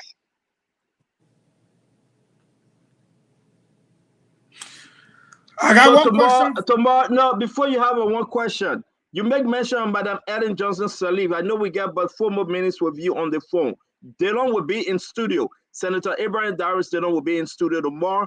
Again, he make mention of Senator Ellen Johnson Sirleaf, former president. I don't know where you're going, but folks, you will want to hear that. And we shouldn't keep the senator for too long. It's going to 6 o'clock here, 10 o'clock in Liberia. We got about 45 more minutes to go. So we're going to let the senator go after Eugene Fagon asks his but one question. No, I just want him to come back prepared tomorrow with an answer for me. If at all we sold 49%. Oh, hold on. Hold on, Fagon, hold on 1 minute. Hold on 1 minute. Yeah, but then you know what? The senator have to go. This right there. There you go, because we got question on our sensors. He's in my ear, and he will not be able to hear you guys well. So, Senator Delon, we're going to leave it like that. It's important. We're going to leave it like that for you to go. We're going to see you in studio tomorrow at 8 p.m. your time. Thank you, my brother. Thank you, everybody. Wow. Thank you. God bless you. You're welcome, sir. Guys, listen, this is one of the best things I've ever heard. He making mention of Madam Sirleaf's name. Fadiga, what's that? I mean, we want the thing long time. Now we're waiting for, but I won't put the cart before the horse, because honestly, there is more to that story, because that will set the tune for all the rumor that we've been hearing. It will put it into perspective. But why is ever Madam Sirleaf's name? Why is it coming in the conversation now? Well, we want to know what Madam Sirleaf before the husband. I let to do it. Why? My member, I like speculation. Sometimes you get the story from speculating. But Fagondo, he talked about them bring my record. They're not saying they bring my record. They're not saying that my meeting I had with Madam Sirleaf. Well, look, Stanton. I think it is becoming increasingly clear. Yesterday, I said to you guys that I was too excited. Actually, I was hyper. And I think Dylan is reaching the same place. And you heard him say it today, I'm excited. Let me say this to you. When you look at Lofa, you know JMB will win. You know JMB will win Bomi, Bapolu, and Cape Mount. That's 4. You know that they will win Bong. That's 5. You know that they will win Nimba. That's 6. You know that they will win Monserrato. That's 7. And if they win the Bassa Bell, that's 8, 9, 10. There is a high likelihood that JMB will defeat President Weah in the first round. So when you hear him talk about his meeting... Are you saying in the first round? Look, I am getting to the place where I am informing you that this election will be a first round victory. And here is why. We were looking at 3 persons in the race. And you cannot deny that you yourself are looking at Kumis, Boakai, and George Weah.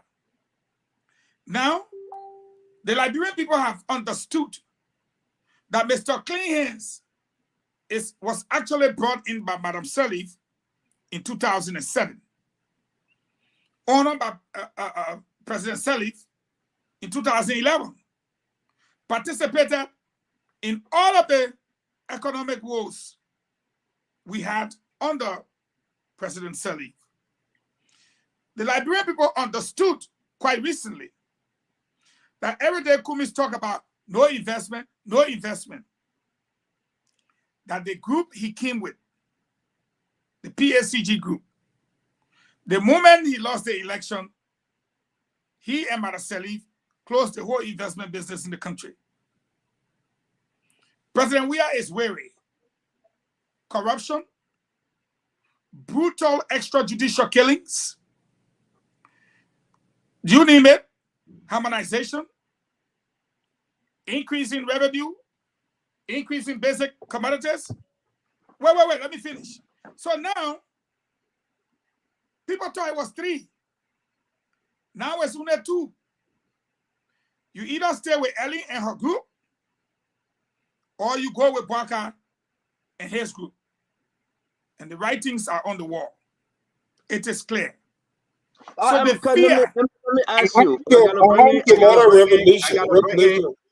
I got to bring in Alpha Dika. But let me ask you. Yeah. And so Delon telling you, bring my record. I will tell you the meeting with Madam Sirleaf. I will tell you all my position. I'm not afraid. And that's why you hear me decided. This thing will be a first round victory. It's between 2 persons. Thank you, Fadiga. Delon didn't hold back. He said it openly, and everybody heard him. He had a meeting with Madam Sirleaf. There was discussion. He said it. Who were in that meeting with Madam Sirleaf? What was discussed? What was the request? No. Fadiga, give me a chance to ask you now. What was the request made to Delon? To the other individual, I'm not going to call that name. They're not going to call the name. To whoever that were in that meeting. What was the request? What was Madam Sirleaf's request? Why was she requesting what she was requesting? Talk to me, Fadiga. I know they don't explain, but go ahead. Something strange is happening. The reason why I was trying not to speculate, we heard that rumor, and nobody was even called. You remember at that time when the fixers were looking for the chiefs, I don't know how to call it. What kind of adjective to describe the running mid when he was running midless. They were looking, and I think, just based on my own opinion, that Ellen again was trying to put her foot on the scale to tip the balance of power against Ambassador Boakai.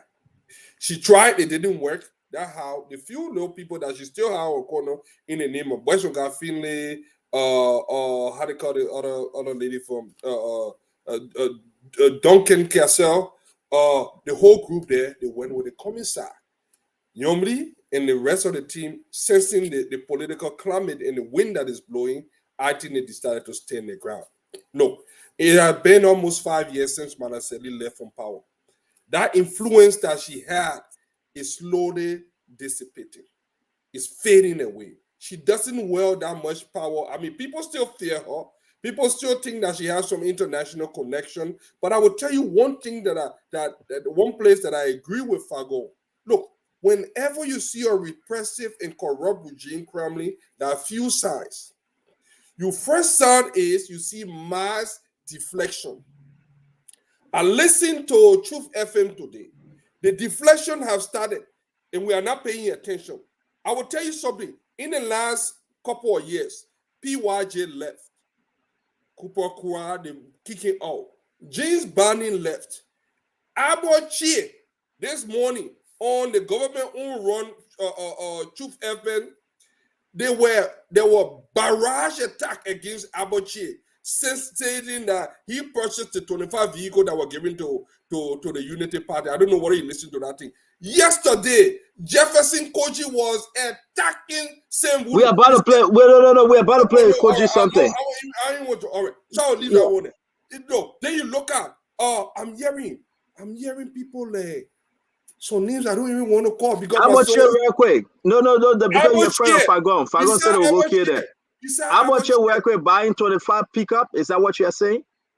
That's the government-owned station attacking it. In fact, they're running a program now on the government-run station that every day they will name and shame those people that have betrayed the government. And you saw Jefferson Kochi yesterday. That's the first sign to know that the regime is crumbling. When you start seeing mass deflection, the next is whistle blowing. When you start seeing people blowing whistle and journalists something. So there is this air, and this is where I believe that this one round thing is not far from impossible. This one round thing, because I am not allowed to say it, but there are some other names coming from that whole southeastern region there. If I call it Nisem Bomosoni, in fact, Buffer Chima is even surfacing on our list. There are a few other I would not say. But based on our sources and the information that are coming to us, there will be mass deflection from this government. And we are just seeing the beginning. And people are trying to secure their freedom. People are trying to find the low, the low safe haven right now because they know that the ship is sinking. So those that can find that low lifeboat and get on it, they say, you know what? We're tore all. The tour and men eating the money we eat, so we eat small. Okay, so this is where, look, one of the things about international crime, even with war crimes, they go after those who bear the greatest responsibility. That means those who knew, those who had the means and the way, and the means to stop it, and they did not stop it. They don't go after everybody. So that's why everybody, other than in this whole criminal syndicate, I would like to say, there are some people that will be spared. And these guys are already cutting the way. So you muted. But you know the interesting thing, Fadiga. After it has been exposed that Kumis came since 2007 and has been working with Madam Salif, and that he received the nation's highest honor in 2011, and that he took Baka to Atlanta and put his hand up and said you would be the president in 2017, and that there was further proving that he was on the board of directors for Chevron, board of director RB Bank, chief financial analyst for the greatest of all investments that he thought he brought. After the Liberian people found out that he was not Mr. Clean, they wanted to look at Moniba. But then Moniba was too fast to say Madam Salif brought him early in her administration, made him Minister of State without portfolio, and head of the Presidential Delivery Unit, and almost everything we see, LEC or what, he negotiated all. The Liberian people say, oh, but then what now? And wait, what I want to say to you, wait, Fadiga Peggy, give me 30 seconds only. When they look at the people behind Kumis, and they talk about all these bogus investment, only to find out that Wesner was the head of the Investment Commission under LE. So Kumis already in that group. Then they look at Pelete. Ma Ellie established the road fund. Who wept the 6 million in the road fund? Dana Pelete? Who team Pelete on? Dana Kumis? Who team Wesner on? Dana Kumis? The current director of the board at the International Bank, Charlene. Who team she on? Dana Kumis? Bezonga, who think me on? Nana Kumis? The American post say, wow, I mean, the Liberian post say, I'm pick here. You think we junk? You think we stupid? Right there, everybody start jumping. JMB, JMB, JMB. And now, you go to the southeast. The post say, we're not stupid. The people in Bomi, Ketman and Bapolu. You know the question they're asking? And we need to ask no. And I'm promising the people I will ask no. The 49% they want to Western cluster. Bomi people ain't bother too much. But they want to know who got the 51%. So I want to say before you come in, Fadiga, stand up. Can you call your best friend Snow and ask him who got the 51%? We're begging you, please. Let me ask you a question. I'm hearing, if it is true, help me. Before I called my best friend Snow, and indeed, Snow. You know, now your best friend, you catching journalists, the TV to you. Snow, my man. Snow and myself texted each other this morning, so we're cool. But let me ask you a question. Of how you call him, Fagon. Yeah. I'm worried, Fadika. I'm very, very concerned.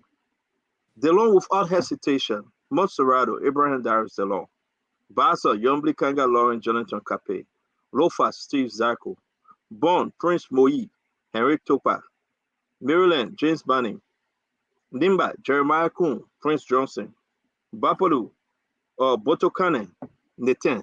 But Nathan, I will say this, you're getting fair with me.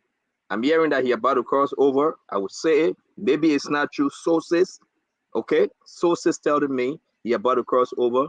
That's Nathan. Then we go to the rest of them. Let me ask you. Amara Corner, the people say when they hear about CDC from Amara Corner, he will never call. No, Amara Corner cannot call CDC, Nisa. Amara Corner, he cannot. But let me ask you though, Fadika, they say 2017, Joseph Barga had 19 senators on his side. Time, season have changed. Fadika, season have changed, time have changed. And somebody told me, Stanton, you will see more senators declaring their support. They're very, very Edwin Snow. Edwin Snow will come home. And they say Edwin Snow coming home. Look what we received today. A good day. Can you put Alex Tyler, the resignation letter up?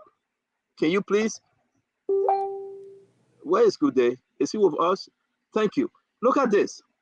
Alex Tyler resigned. Put the other one up. James, please. Put the other one up. The one that I sent you. Not this, the resignation, but the text I forward to you, James. Please. James is slowly total. You send it, begin sending it, begin saying send it to him. But I want you guys to read this. Let me send them. I'm going to read it. The conflict within LPDP after the political leader resigned today. That big conflict. The political leader gone. Alex Tyler will be running as an independent. But who Alex Tyler going to support? Where Alex Tyler go in bombing? Is that where Snow going? Have they made fences? Bombing no joke. Bombing done. So it brings me to my question, Fadika and UJ.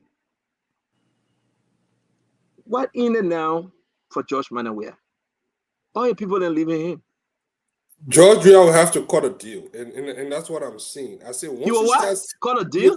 I'm hearing wow. It. George Weah will cut a deal. George Weah don't let Wahala. Let me tell you, if you the level of defection that we are seeing from this government, look, assuming that they continue to pound, and I know they will not stop. They got a bunch of people that are unhinged in this government that the president doesn't have control over. Like the Koji and few people that take overzealous partisans that take the law in their own hand. They have already started attacking Abochie. You know what's going to happen when it comes to that. Abochie will eventually just stick to where he is. Most of the time when they start doing something. The next thing, we're talking about other people will start coming. What I'm seeing that this government will not even look the way of Madam Sally right now. They're looking at the next incoming president and saying, you know what? Look, I'm even hearing that people like Thomas Fala, people were in his inner circle. Sir Joseph, Thomas Fala, most of the guys, they already started to plot the exit route. Look, Lofa County, if you look at Lofa County, it is a very traditional. Why you pull back? Sir Joseph, a JMB nephew.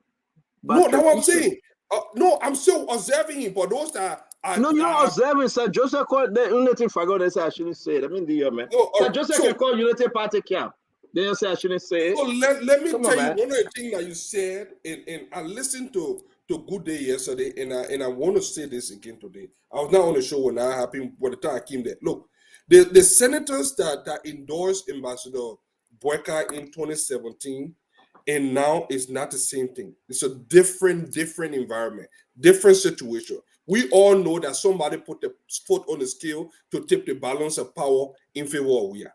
Those endorsements were not just the endorsement.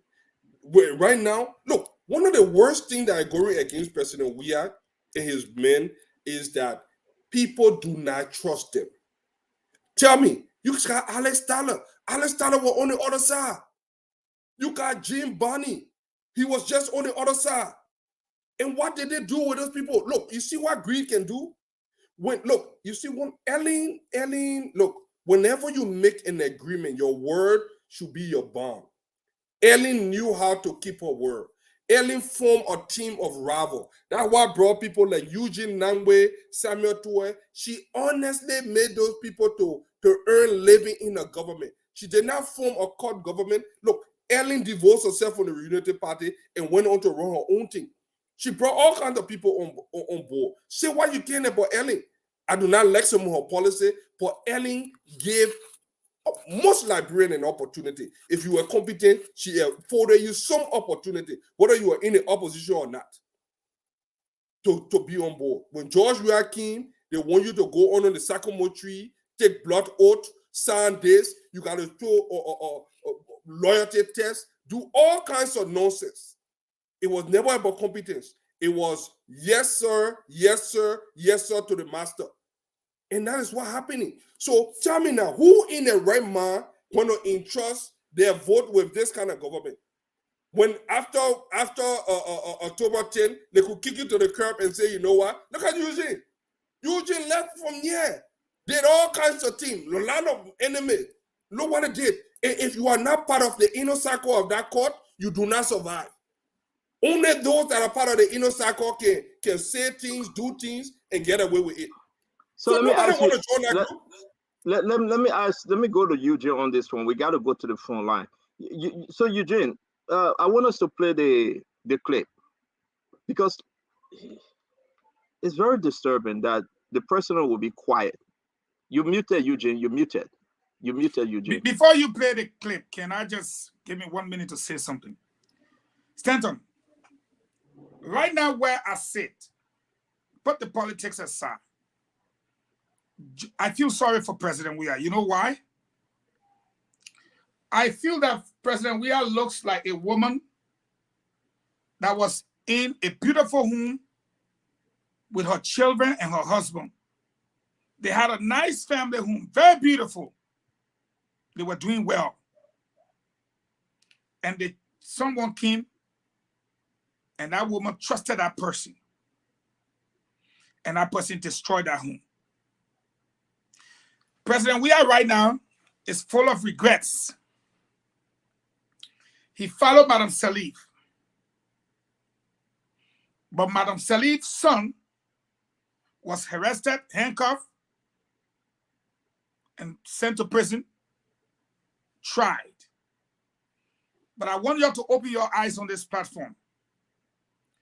Madam Salif, who brought in the PACG group, investment group, since President Weah took over, everybody said no investment, no investment, no investment. Madam Salif, who brought President Weah. Why? Why she didn't guide him? Why she didn't let the investment continue? Why she didn't add some? Because Madam Salif wanted him to be there and turn over to Kumis. But he didn't read it. He got rid of all his friends. And today, he's sitting there like the emperor with new clothes on, but he's naked. And Madam Sally trying hard to put Kumis through. But Kumis has been rejected. And President Weah will be punished by the voters. And so I feel sorry for him, but I think to help him and to save face with the Liberian people, he just needs to go. And I think that's what he's doing. He's not campaigning. He's not running nowhere. He played football. He go home. He's ready to go. You can see it in his eyes. You can tell in his voice. He's ready to go. He ready to go where, Fagon? Our listener asking you the question. At the end of the day, you're not hearing him. He's not making the case. He got a bunch of folks out there saying they're making the case. They are but who can he go to? They are all turned to Nicodemus. In the day, they say, President, you got close on, we on your side. In the night, they go cut the deals. And seriously, you're right, Fadika. These guys, then, we are intercepting the phone calls, the text messages. They're reaching out to Unity Party. And Fagon, your thing about only two systems right now in the country for this election, Unity Party and CDC. I don't think I would run in that direction, though. I don't know. Maybe I'll be different from you. I want you to 30 seconds because we got to bring Fadika in. Unity Party and CDC right now. Can you help me expand more? Why are you eliminating CPP? Why? Liberian people know me to be facts versus fiction. So let me give you some facts. It was the CDC that gave birth to the ANC. So that ANC is running around as CDC baby. You know what the first political leader? Kwame Clement. Chairman Yemo can stay here. I'll give you more details. Secondly, Kumis got the party. So as far as we're concerned, Ellen supports both Kumis, Chawia, Moniba, everybody. So instead of separating them, we just say, okay, CDC, you'll be on our side versus Unity Party. Now, to put the icing on the cake, Westnor, before I go to Westnor, the United Party divided into two. You know that, right? Ellen faction versus JMB faction. You know that, right? Look at Kumi's team. Who is Westnor? He's the former Investment Commission chair. Belete, Ellen Johnson said his best friend and the road phone man from Ellen government. Well, Joel Donkey Cassette, former gender minister. Who name a call? Let people in our Unity Party that join CDC, gave CDC the victory. Based on that, feel the thing too plenty. Let me just continue. So what I'm saying to you, the Liberian people have a clear choice. Ellen Gale, the last 6 years, y'all want to continue with it, or y'all want to change? And that's why you see the Liberian people saying, well, now all of them. And let me say this to you, Stanton. Don't forget the senator's playbook. I respectfully submit. Fadika, if you believe in what Fagon is saying, or as you listen to Fagon, man, to eliminate CPP now, right now, your take, are you going to eliminate them? Or are they still opposed to reckon with? A couple of years ago, I would have said that the CPP was a force to reckon with. But I said, because one of the reasons I'm not in the CPP now is this because of this. When we realized that the CPP was not going nowhere, I have nothing personal against Mr. Cummings. I think he's a fine candidate. I see him getting on more. I see him on Bernie Moiba show. I see him getting all the different podcasts, which is good thing. But he's a day late. I listened to Charlene today, and I will tell you why I agree. I listened to Charlene interview on OKFM, and then I listened to her on the other guy's show. And then one of the things that I'm not hearing from them as the opposition black, I've never seen any of their attention directed at this government. That the first sign I knew that they were not going anywhere, that they were more fighting to eliminate Ambassador Boyka than George Weah at this time. The second thing, I listened to her list the CPP or Mr. Cummings' economic agenda, and she mentioned a whole lot of things. She mentioned the Basel allegation. She said 3 things that they were going to do. They were going to create 100,000 jobs in 1 year time. And when they asked her to give some specific on how she was going to do it, she said they were going to invest in agricultural entrepreneurship. Then later on, she added adult education program, and then she said 20 million they were going to use for youth and women empowerment, and then they were going to put it towards women. And as I listened to her, I think people listen to what they want to hear. People, I don't know whether it's a delusion or whatever it is. People want to hear what they want to hear, and they will believe what they want to believe. But the more I listen to this lady, she's very eloquent. She seems to be a very fine person, but I could see that disconnect. And when she started to explain this story about her upbringing, then it became clear why Charlene is completely divorced from the reality in Liberia. She is divorced. When I listened to it and I saw her trying too hard to rub off this whole indigenous thing on her, but by her own admittance, by her own voice, this woman is completely divorced from the reality on the How so? How so? Okay, give me a minute. Give me a minute. I'm begging you. Again, I met Charlene before. I have spoken to her. I want you to be fair with Liberians tonight. How so, Fadika? Did she go to school in Liberia, high school? She lives in Liberia. She said she went to one of those permanent. Her upbringing. She's a Liberian. What I heard this morning, I think she can we also let me finish that? Let me finish. You can correct me. Can we also say that she has played a very important role in the lives of the people of Liberia, especially Bazodian? What have she done? I don't know, and this is what concerns me about this ticket, and not to give them too much credit or to even spend too much time on them. I listened to her.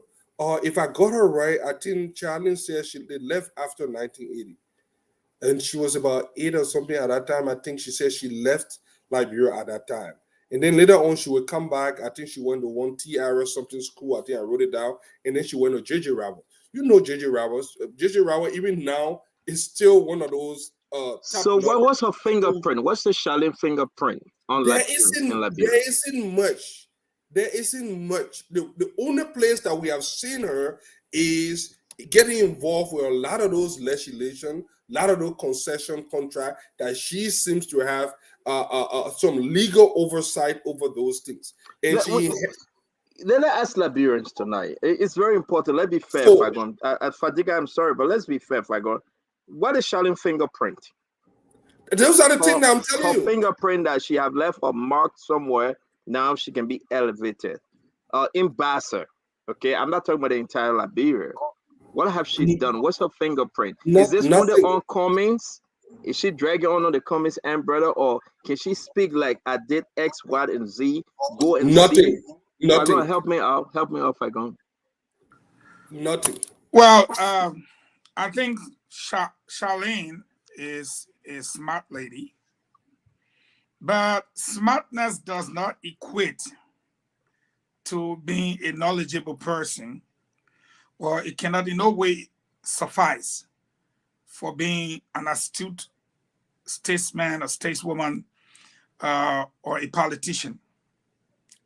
If we all here were Christians and the pastor call us say, give your testimony. Father God, I thank you for everything. The Lord healed me when I was sick. The Lord, if you call Charlene to give her testimony, first of all, The only friends Charlene got are the ones that she made from here and the few she had. When you hear Hussein saying she's divorced, maybe it must sound a little bit strong, but it simply means you are completely distanced from the reality. And that is, they say, Charlene can't get your testimony. My pa, Walker Bromsky, was a renowned lawyer, okay, that your pa. My pa ran for president, okay, that your pa. My pa formed Liberty Party, okay, that your pa. Well, my pa law friend, I was running it, okay, that your pa. But while running my pa law friend, I signed some contracts that I got today. Okay, that your pa. I own a board of director, okay. What is your testimony?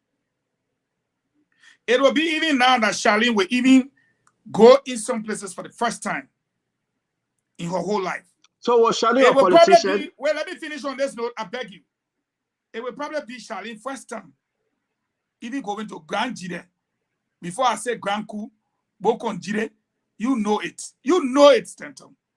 So Charlene was supposed to come to help Kumis. But I think Kumis will help Charlene because Charlene is not on that ticket. And Charlene wants the Liberian people to believe that Mr. Bromsky is on the ticket. And the late Charles Walker Bromsky is no more. If that is the case, then is this a calculated mistake by Mr. Cummins and his team? No, I think Mr. Cummins, and hear me well, Mr. Cummins is being remote controlled by a third party who's telling him what to do rather than him using his own judgment. Have you ever Stanton A. Witherspoon? You and I know the story. Cummins spent many days in the yard of Bezonga Finlay. Why did Bezonga, an experienced politician, an elderly politician, a seasoned one, why did he not accept the offer? You and I know why. You are muted, Fadiga. You want to he told him, he said, I got a baggage. Now, the first thing he told him, he said, I got a baggage.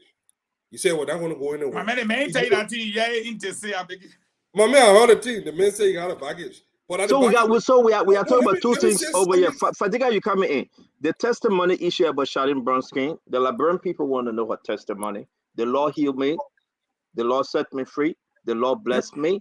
The Lord provided food for me. Sick bed.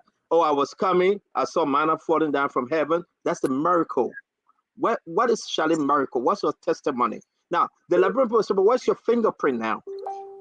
Can you go to Grand Basel and say, these are my handmade, these are my, look at my print on this, on that. Can you come to, if I go, you make a very strong point though. And maybe Liberians should talk to this after Fadiga will go to the phone line. Can Charlene say she ever been to Grand Cru, Sando, travel to Lofa, engage with the folks, the young men and women, talk to them about living a better life, about being a better Liberian, advocating for them? So what's Charlene fingerprint in those other countries? Go ahead, Fadiga, go ahead. I think Charlene, if I listen to her, and this is the new phrase that the ANC/CPP has coined, that I think I heard Leo saying that to wearing, Liberian people like to act like wearing poverty is not a badge of honor. Somebody just put that on here again. Oh, like Liberian people have been telling that, oh yeah, when the people talk about Grand Basel County, the people are talking about nowhere that even if people say that I don't speak Basel, nowhere that has to put food with, have ever put food on the table. The people are concerned about bread butter issue, and they are saying this. All these things are cliche that they have formed in their own head to believe what they want to believe. These people are in denial. Look, what you are saying, Stanton, is right. And people believe that it is not relevant. And I will tell you something. To this, right? It is very, very important for our leader to be relatable to the majority and understand the struggle. People will say, oh, George Weah was rich and this and that too. And I've always heard that thing. Oh, George Weah. Look, George Weah started being that guy from Gibraltar over 3-4 decades ago. George Weah had a life that 98%, almost 99% of the country never had. George Weah is one of a kind, very unique something. George Weah has been millionaire for a long time now. George Weah left on that link. It's just that last image of him, people couldn't get it off their head. But George Weah has been an elitist for long. Not because George Weah still playing sometimes and staying acting like he's from Gibraltar. You know what it means? George Weah started eating money way in the 80s. He became a millionaire that early. George Weah and all those people in Gibraltar, he's completely disconnected from them. Even though he found way to connect, use his past connection. We cannot say the same for people like Charlene or the likes of Alice Cummings. That doesn't mean that it will be a bad leader, but the people always want someone that can relate to them. And how can a politician relate to them? By either speaking the same language, identifying with their culture, and what other way can you identify with your culture? You don't have to be perfect, but you just have to show something that connects you to that thing. I listened to the lady.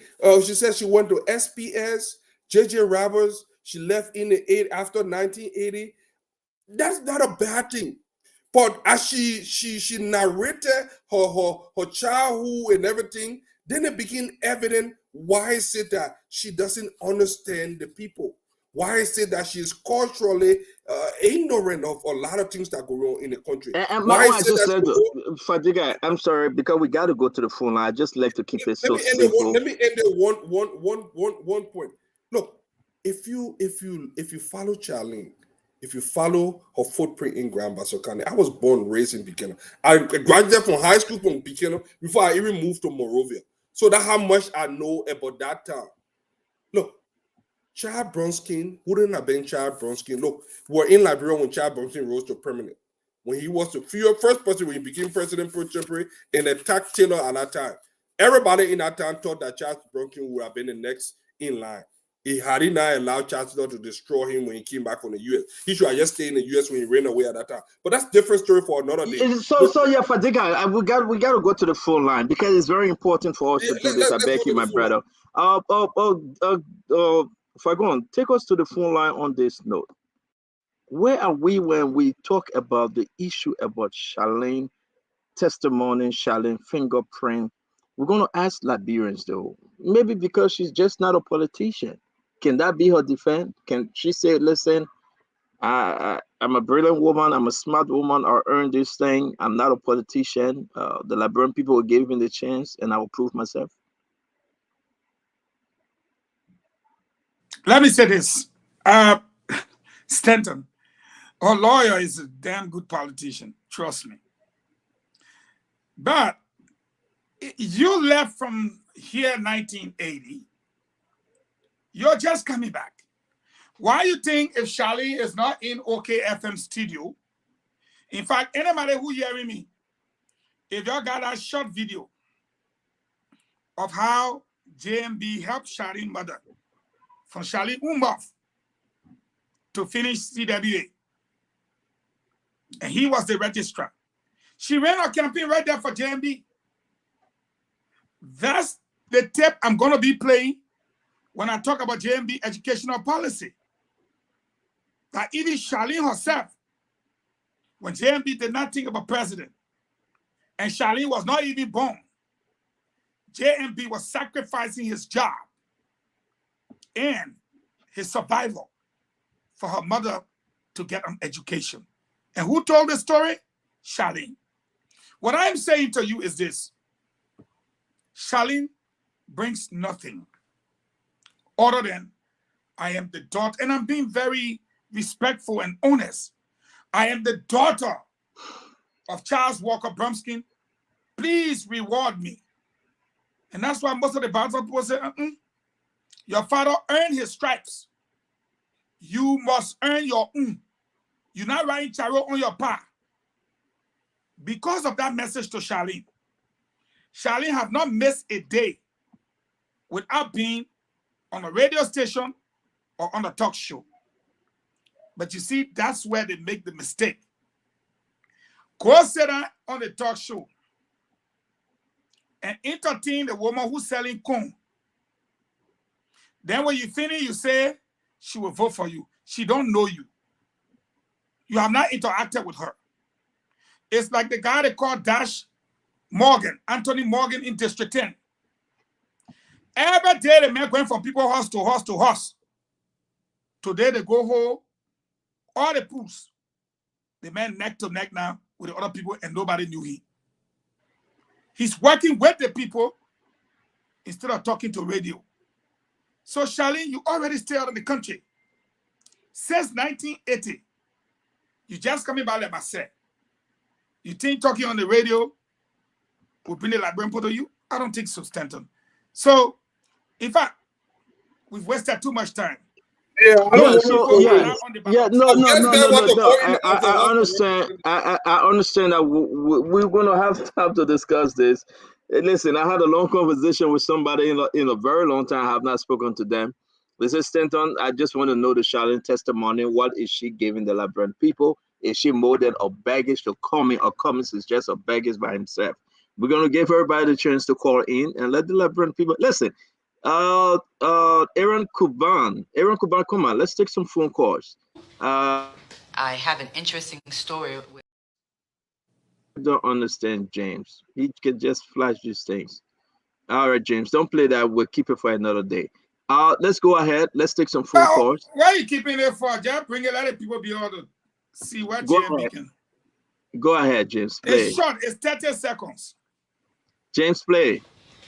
I have an interesting story with Joseph Newman Boyka that I want to tell. You know, my grandmother could not afford my mom's tuition for a long time when she was at CWA. Honorable Boyka was the registrar at CWA when my mom was in high school. And there were so many times my grandma could not afford her tuition. But because my mother was so smart, Honorable Boyka would always say, we will keep Esther in school. Don't worry, we'll keep Esther in school. So Wait. Wait. Did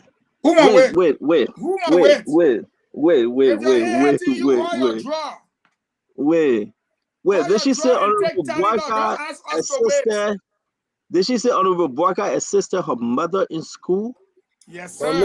My man, that is a propaganda. The thing here is the woman trying to portray that she grew up from a modest background, that her mom could not. That's the only reason why she tried to bring that up. This is an attempt to be. But it flipped. But let's correct it. That was her grandmother. Yeah. Her grandmother. Yes. Her grandmother could not afford her mother's school fee.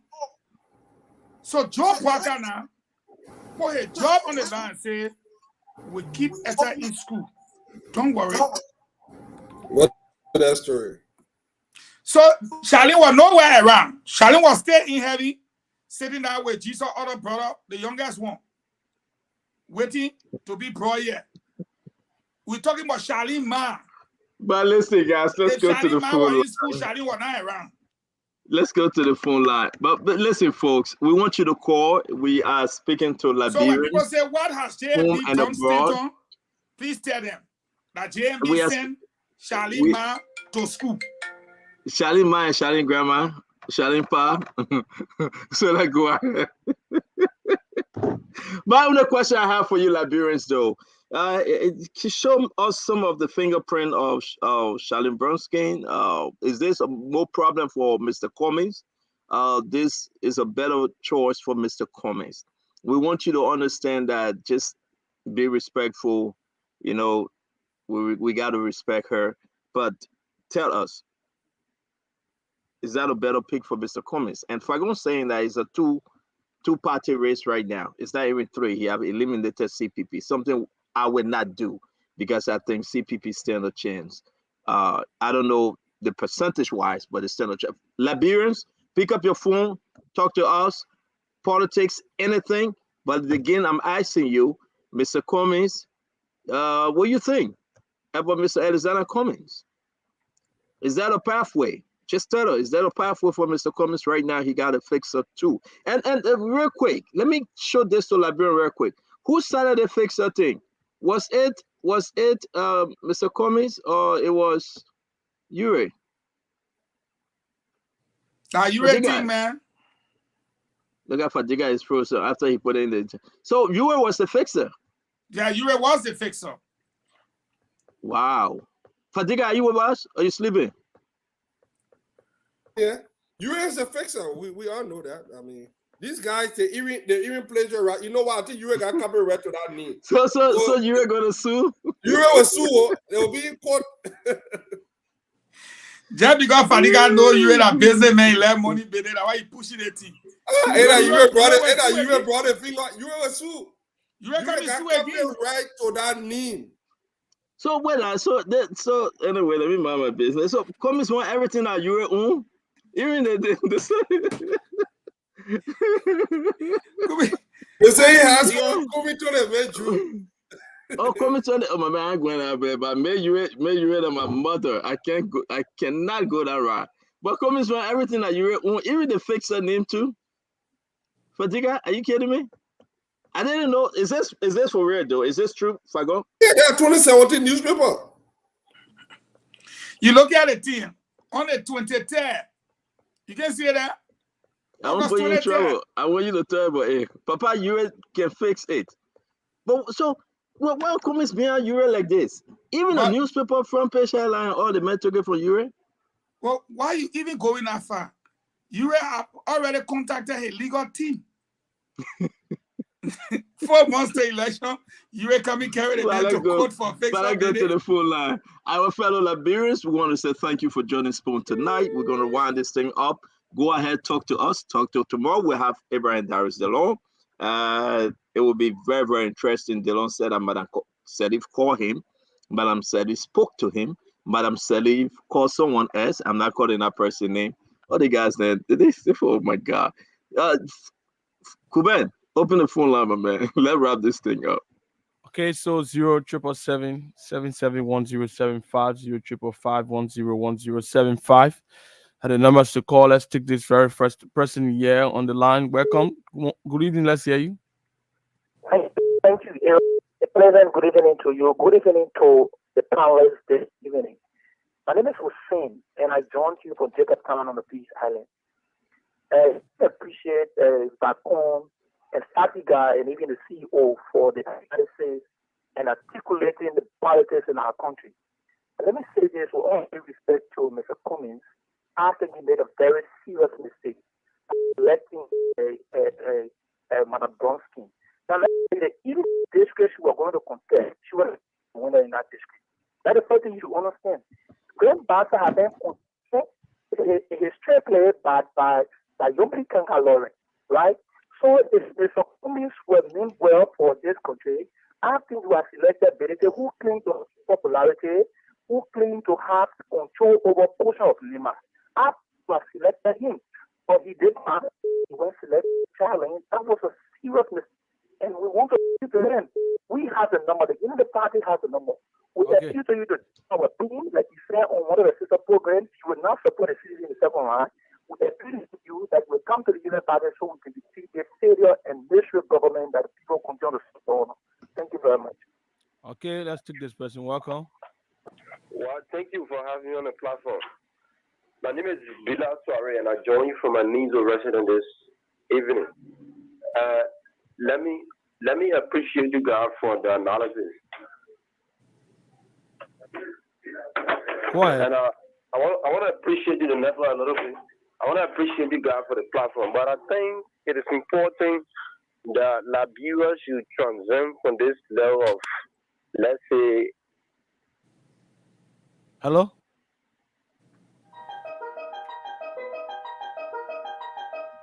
Let me take this person here. Welcome. Yeah, good evening to the family. Good evening, you're live. Go ahead. Thank you. My name is Michael Williams, and I join you from Kingsway tonight. Okay. Aaron, the issue of Cummings and his running mate. You know, it's just like a story of the woman who in the city, in the town, all the men were running after, and she took herself so beautiful. She started bluffing all the men. You know, like she's the only best woman. So everybody got to understand and know that this woman, she's of no value anymore. Age are gone and attack her. That's the time that she wants serious men. You know, that the issue about Kumi today. Kumi now become a woman that all men want more. You know, so anything that come away now, you just got to pay. So like what you see Kumi is going about catching how they call it Bronskin dollar, or the late Bronskin consider Bronskin dollar as his running mate. Who know Charlotte in this country? And Charlotte Bronskin is Buchanan, grandfather said in the Buchanan. She's not even known in Buchanan. Then the whole of grandfather who know that from America. She was there going to school in America. So what our relationship with the people? The one Honorable Fagon saying. She doesn't have that relationship. Then the woman tell us about our friends then as a guy that she can go to and they know villages and things that people really know her. Thank you. So I mean, thank you. Yeah, welcome. Let's hear you. Well, thank you very much. Anyway, I'm Joe Morwa, calling from Nikutan. Go ahead. Yeah, you know very well that people are demonstrating today for their diamond that lost. You're not even talking on it. $2.5 million diamond that lost. The Bible people were demonstrating today. I think they went to the parent. The police beat them good. You see, all those names will be talking on it. Because those are part of corruption. They put diamond you're taking from their country, they not benefit from it. Then they come to demonstrate for their diamond, there you're beating them. They're not correct like that. Thank you very much. Okay, thank you for having a say on the program this evening. Let's take another person from the side here. Welcome. Yeah, good evening, my brother. Good evening, let's hear you. Hello, I'm Mambo calling from Ghana, Jail. Go ahead. To be very frank, Mr. Kumi keep making his soul bigger and bigger political soul on his foot. The first thing, this lady, this is her first time in politics. Not because Mr. Omer Bronskin had Grand Bassa. I think the best opportunity she could have to run in the district that she was advocating for. But now, Mr. Kumi, led a competition we call Nyomri Kanga, then agree. And they are making great mistake. For JNB, he already have Lufa with a packaging. He already have Nimba. He already have, I can say, 70% of most Colorado. And even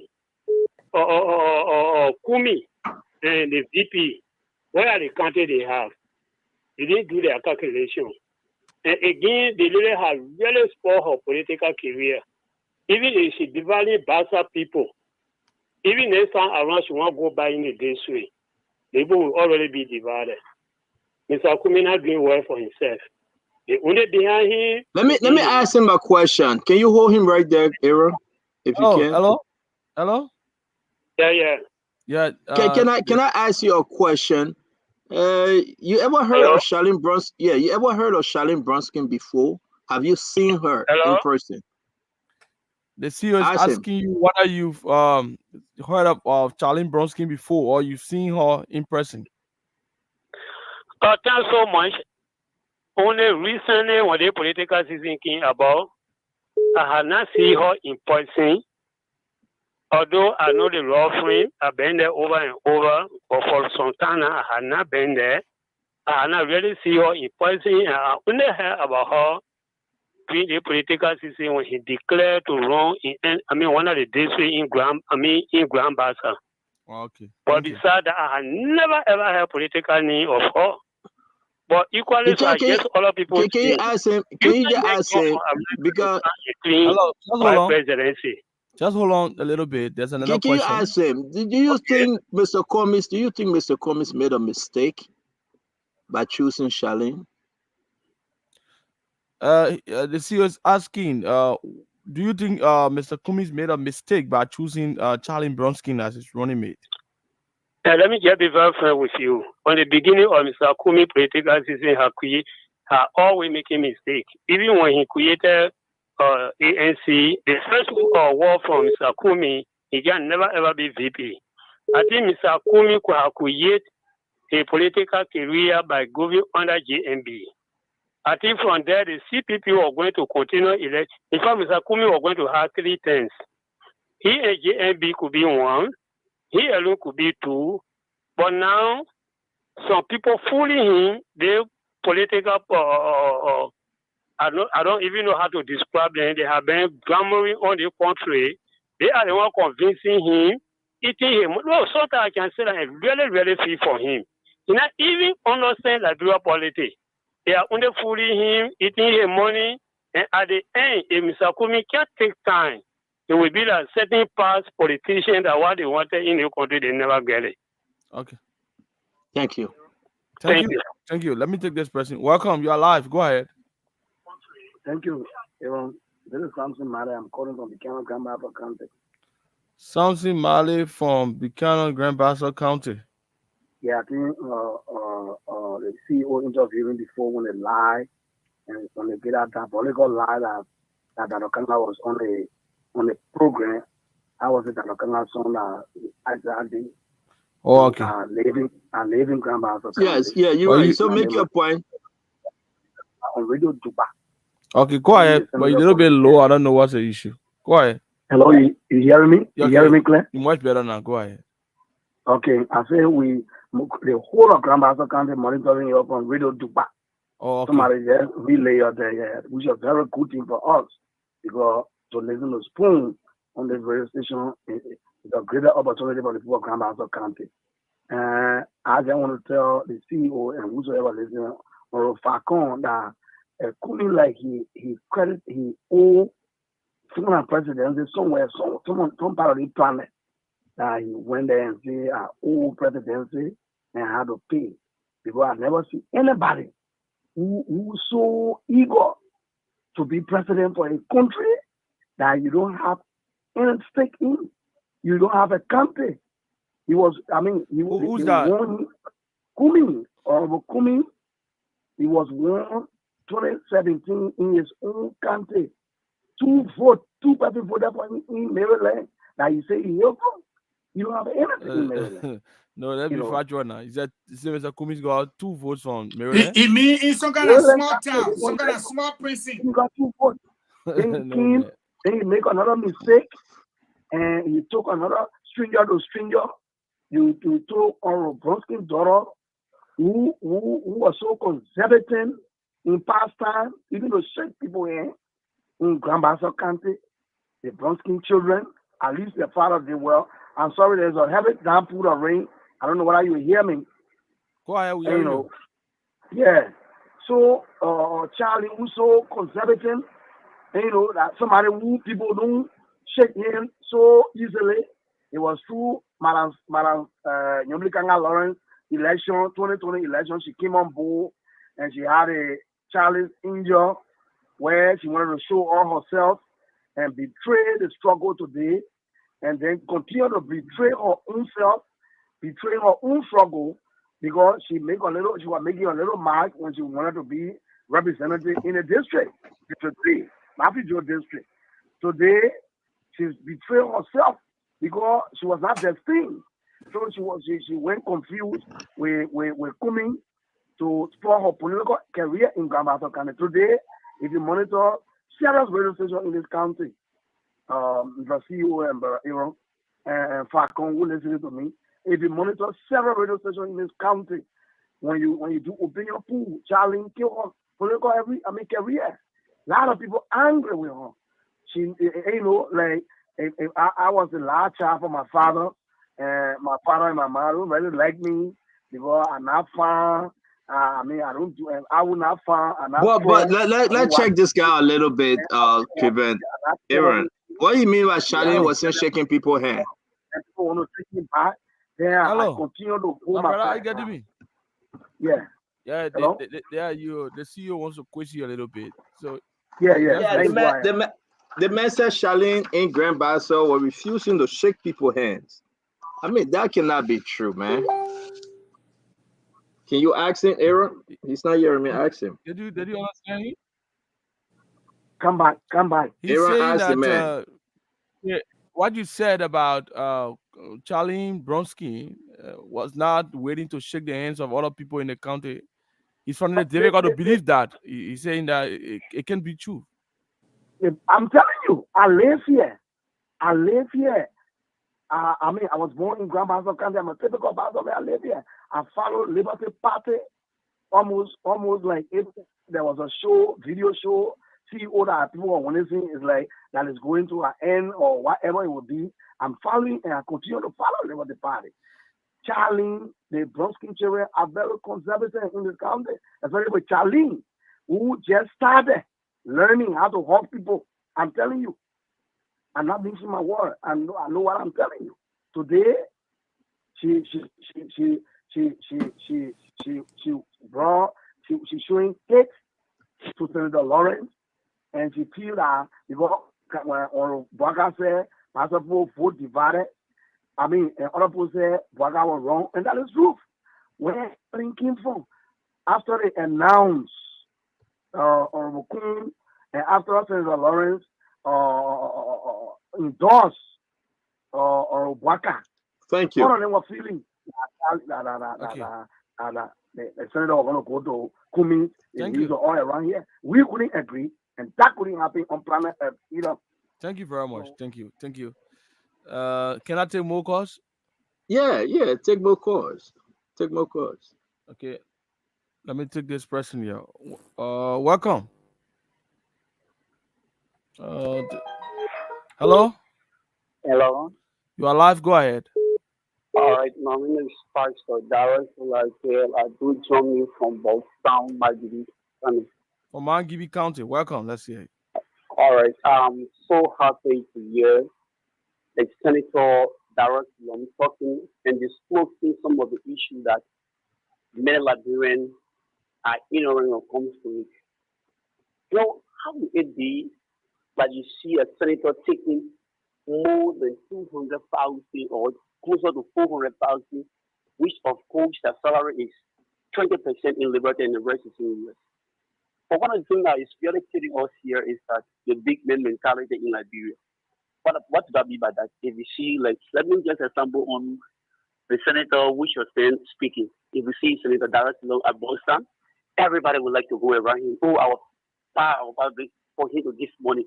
So the more we try and we keep on elevating those people, whether they are killing the country or not, they will always be in that mood to steal and destroy the image of this country. So what I suggest for us Liberians to do is this big man mentality and based on the platform, based on the capability to develop this country, to take this country to another level. Okay, thank you. Thank you very much. Let's take this person. Welcome. Thank you. Hello? You are live. Okay. Good evening, Spoon. Good evening to the panelists. My name is Kindness. I'm Kindness Leeway, phoning from 6th Street following the broadcast this evening. Quiet. Mr. Spoon asked questions whether Charles Wayne is the right person for Kumi. The answer is B, no. Big no. Everything in bold letter, in capital letter, B, no. You see? Look, let me tell you something. Mr. Kumi is very hard to listen. That's the problem we have with him.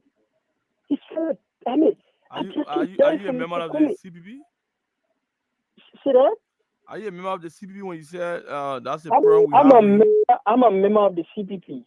You understand me? Okay. I'm a member of the CPP. But the problem here is that Mr. Kumi has very good dream for the country. But I don't really know why he said that. He keep making mistakes. You see, we have said it even outdoor, we keep saying it from the Youth Congress.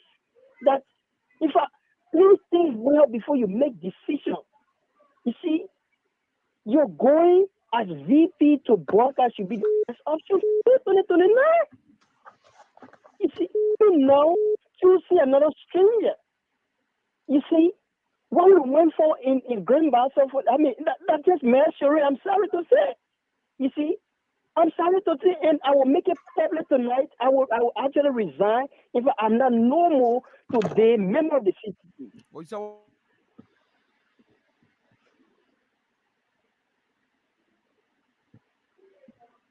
What happened? Fadiga, can you hear me? Yeah, Kwame just lost another supporter. Yeah, let's bring in James. Good day, James. You can hear us, James. Take some calls. I'm hearing. Take some calls, James. You say take some call. You say call out your friend without cooking you. So the number to call is +231 555 11 11 99. +231 555 11 11 99. Hello. Hello. Yeah, your name and where you calling from? Hey, Judge, thank you. Thanks to the panelists. This is Musa Kita calling from Minnesota. All right, 1 minute. Yeah, if Fixer originated from Bernard Ure, then Rescue originated from Pinabono. And the first correction. Correct. Secondly, this is our show, COT, the Grand Post show. So this time around, I give a small chance for God to kind of dominate the issue here. Who supported every mother that have in our country? Let the government today begin support of Wakai. It's laughable. That was an interesting country. So I was supported every mother that have in our country. He justified everything. He even wanted to close our stations, full FM. That today he come and sit down our show, acting like a propagandist for Wakai. All right, Wakai. You lose, that's why it's supporting Wakai. All Thank you very much. All right, thank you too. But get a pure chance to talk. Why are you rushing the man? No, he concluded. He said, thank you very much. Hello. Hello. Hello. I'm coming, man. All right, we got Aaron now. Hello. We lost Aaron. Hello. You better tell him now. I got more juice coming for him. He will sweat in here. You are live. Can you please go ahead and make your point? Hello. Yes, your name and where you calling from? I'm Money Matonkin calling from Minnesota. Go ahead, make your point. Yes, I just want to say the ticket for Cummings and Brunskin as the right ticket for Liberia. Thank you. All right, thank you. Hello.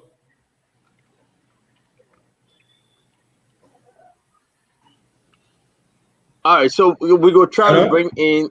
We're bringing Aaron again. We're not answering you, man, James. I'm calling from Pennsylvania. Yeah, go ahead. Make your point. Yeah, go ahead. Good. James, I just wanted to issue some security warning out there to the Yombi Kanga, especially, and to the Senator Darius Dillon to beef up the security, because from the reliable source, not confirmed yet, that Musa Belete, the role form guy, and the FIFA convict is trying by all means to do something negative to one of those people I just mentioned. And until I can confirm it, I'm just telling them to kindly beef up the security. Okay. All right, thank you. We moving to Aaron? Yeah, Aaron, are you back? Hello. Let's get more calls from Liberia, man. Yeah. This is Emmanuel Enders. I'm calling from Germany. All right, go ahead. Yeah. Firstly, I want to congratulate the Spoon family, and I'm the Enders from Representative Samuel R. Enders, and he's my uncle. And it just surprised me to see the lack of some of these guys, like the Musa Berete, the Wajel Power, the Kole, Martin Kole, the Edo Jala, all these people.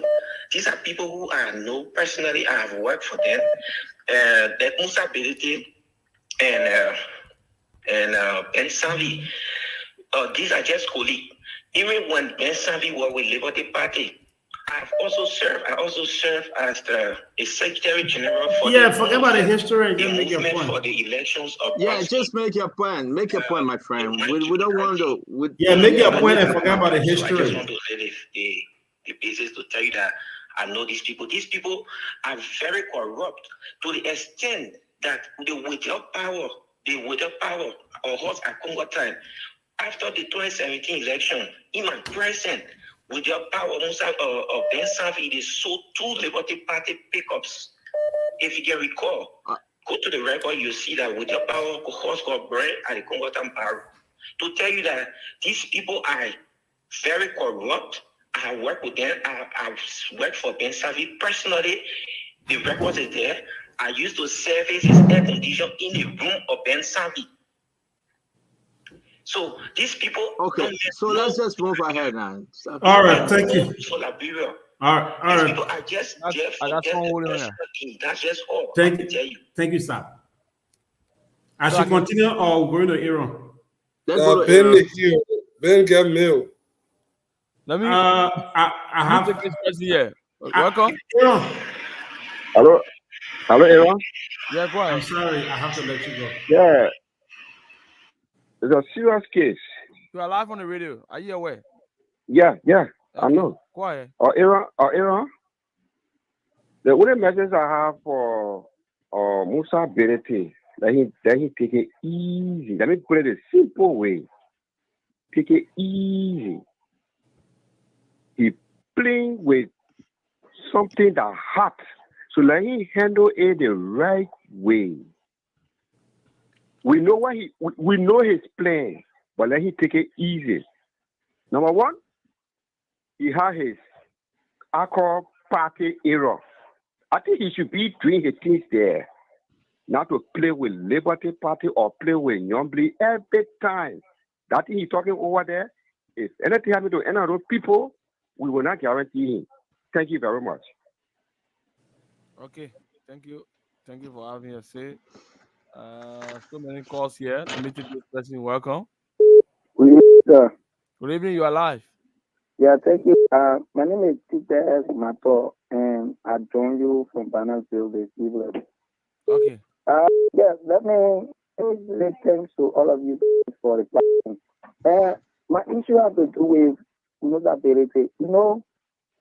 Musa Berete has spoiled political career in our political landscape. This guy has been usually boast of him being a rich person in Liberia. And I think he tries to do things that will hustle and get more money. They come in endorsement or come to say challenge Bronson.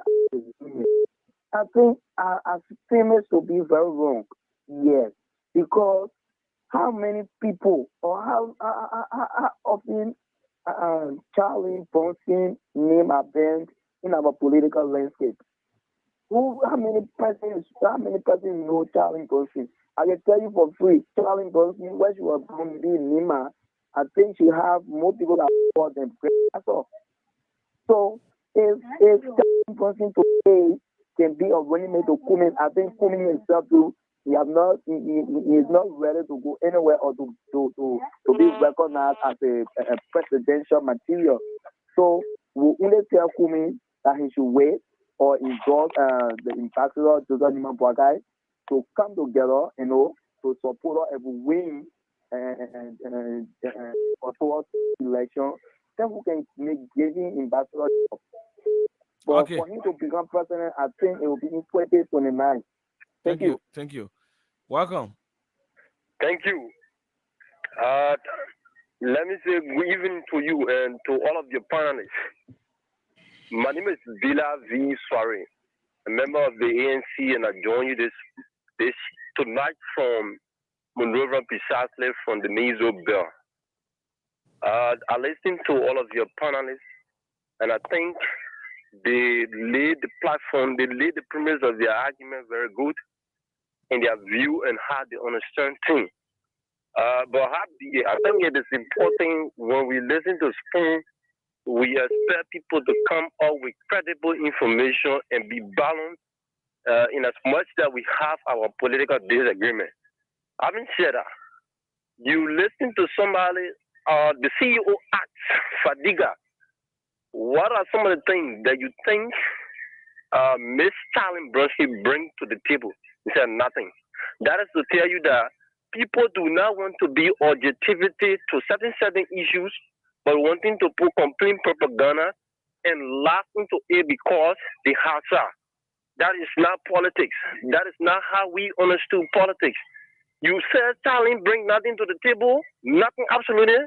Then it's shocking me to question your credibility or your understanding about how she has been into Liberian politics. Yeah, you will say how long. Yes, we agree. It should not be about how long, but how well can you maneuver the will of the people? You're talking about relating to the people. If you look at the constitutions of Liberia, it will not tell you that you should speak this tribe before you represent the people as the vice president. They will not tell you, say, you should speak so dialect. That's being tribal in another sense. I don't think we should go that route in our Liberian politics. But what I want to tell Liberian people is this. If you say Mr. Comey has not made mad or is not making mad because he chose Charlene Bronsky, we as young people believe that Charlene is representing all. We are people who admire the law field. We understand that Charlie will be one person who will be a person who will govern the country by law because he has understanding. We as young people who feel Charlie's been advocating for young people over the past period. You talk about Grand Bazaar, you go there, Charlie gets scholarships. You go there, Charlie been doing things. When the hospital got going. Aaron, let me answer, man. Let me answer the question. What does Charlie bring to the table? You can answer Hello? that now. Aaron, tell you to hold on 1 minute. Hello, my brother. Yeah, I'm getting you. Yeah, so the panelist wants to ask, the CEO ask you, just listen. What's his name? What's his name? Okay. What's your name? I'm sorry, Bila. Oh, sorry, Bila. All right, so thank you very much. And I was trying to see that one person that will come on the show that we can talk to about Charlene. And thank you for trying to make the case for Charlene Bronsky. Where in Grand Bassa, talk to us where and how does Charlene help folks in Grand Bassa? Where you want us to go, where you want us to search, what you want us to see in Grand Bassa that we can say, yes, this is Charlene Bronsky fingerprint.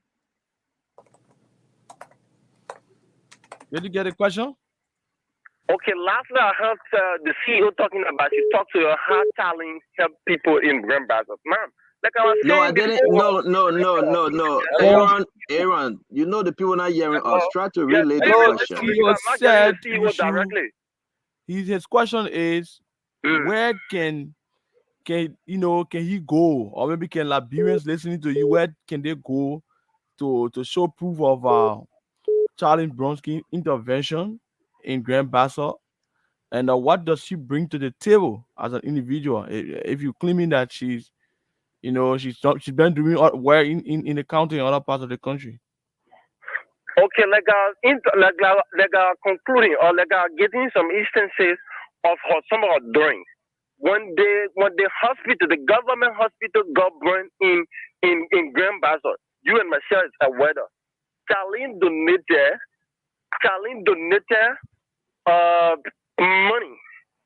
money that was rejected. You and myself been following. You can go on I can precisely tell you the platform that you can go on that platform in Grand Bassa that is popularly known. You will see that event there. Out of that, Charlene's had a scholarship. No, my friend, hold on 1 minute. My friend, can you tell him to hold on 1 minute? We shouldn't talk too fast. He's getting you now. Yeah, I get it. Good. We shouldn't be too fast. I'm begging you, brother. Just tell Liberians to not listen to you. Take your own time. Which hospital? How much did she donate? CEO, I will not tell you in particular how much she donated. That money was rejected by the government due to some political undertone. I will So not which be. hospital? I will not Which be lying hospital? on the platform now to tell you that Charlie donated this amount. So But I which want hospital? to relate you to a popular new Which hospital? popular platform that carried that event. Which hospital? You said which hospital? The government hospital in Grand Baza. Okay. So name me another thing that Charlene did before we let go of you. No, hold on now. No, hold on. Why are you concluding? You running? I don't want to. You running out of data. Why you running? Don't run. Hold on. We'll talk to you, my friend.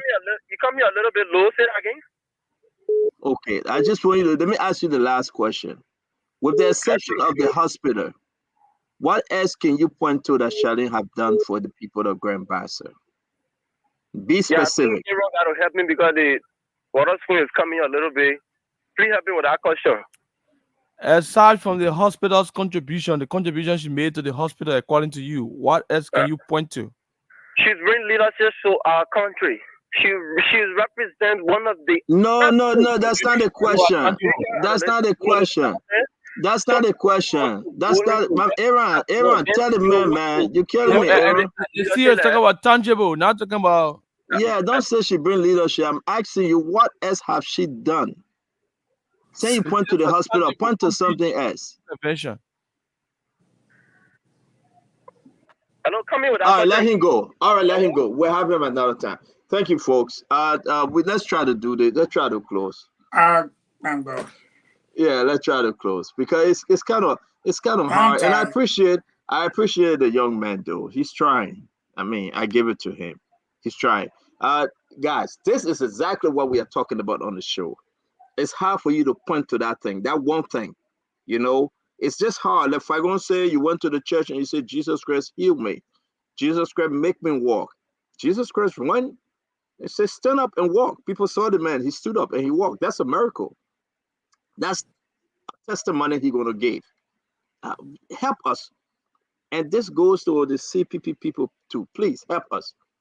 Show us something. Don't tell us that she shouldn't have done it.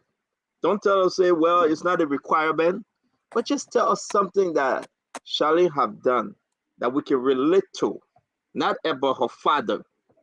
Not about Joseph Yema Boakai helping her grandmother. No. We need to know whether she's a baggage to Mr. Cummings, whether she an asset, whether she can help Mr. Cummings or she can pull Mr. Cummings in the river to drown. We just need to know. And if I'm not mistaken, Charlene older than Kun. Yeah, Charlene older than Kun by few months, I think. So let me just say this. I think no, more than about 2 years. Okay, but we'll come to that. But let me just ask this though. You know, I met Charlene Bernstein, right? At Royal Hotel, she and her fiance, a very decent lady. I'm not going to disrespect her. You know I wouldn't do that. But let's just look at the tangibles. What have she done? Liberians, begin to think for yourself. Not what somebody else will tell you. I want you to look around your environment. If you're in Grand Bassa, look around and tell us what have she done. For Yombli Kanga, maybe you can point to something and say, this is what Yombli have done. I can see this, I can see this. I want you to say the same thing. Don't do it because of party. Don't just do the plenty talking, no. But tell us, what have she done? And I will ask everybody that comes and talk, give them the chance. What have you done for the people? It's not a requirement, of course. But can Charlene show us something? Nothing connected to her father or to her father's name? Nothing, just her. Charlene, what have you done? That's the only question I want you guys to ask. Do not insult, do not say anything. Just ask our sister Charlene, but what are you bringing to the table? Because we know about Mr. Cummings now. Mr. Cummings was looking for that extra help. Is she giving him the extra help or she putting him down? Fadiga, you think she giving Mr. Cummings now? Because this brother struggled to tell us something about Charlene. Everybody that called, 98% of them, maybe 99%, they are not happy with the ticket. Liberians, though, Liberians. It's either the only 3 calls that we got is from America that say it's a good ticket. But Liberians in Liberia say it's a bad ticket. Talk to me, Al-Hussein. The thing here is, it's a bad ticket all around. You cannot put what is not there. If I listened to this lady speak, and she said one thing. She said it, and I want people to go there. I'll get that recording. She said, speaking Bassa is a useless standard to set for anybody. That was her own word. Useless standard. She said, people act like poverty, the wearing poverty is like a badge of honor. I hear Mariah say, I hear everybody say. The thing here is, this lady is clearly disconnected from the people. And it shows from what that guy said about she refused to. I don't know her. And I would try not to judge her. I don't think she's that kind of person, because the first time, she's my friend on Facebook. The first time I really got drawn to her, I saw her playing soccer with some young guys in the community. That video was appealing to me.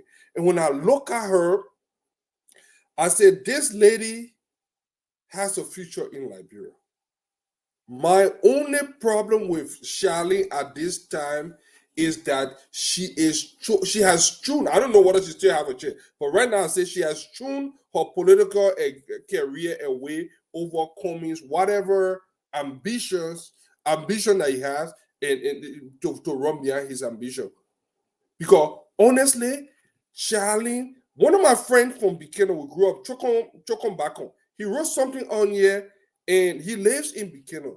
He said a couple of years ago, Charlene, when she wanted to run in District 1, I think something to that effect. There's a reason why, she said she's from District 1. There's a reason why she chose to run in District 3, because it's more urban, and people tend to be more rational in those areas. They don't vote deeply on tribal line. So she fled the District 1 and moved over to District 3.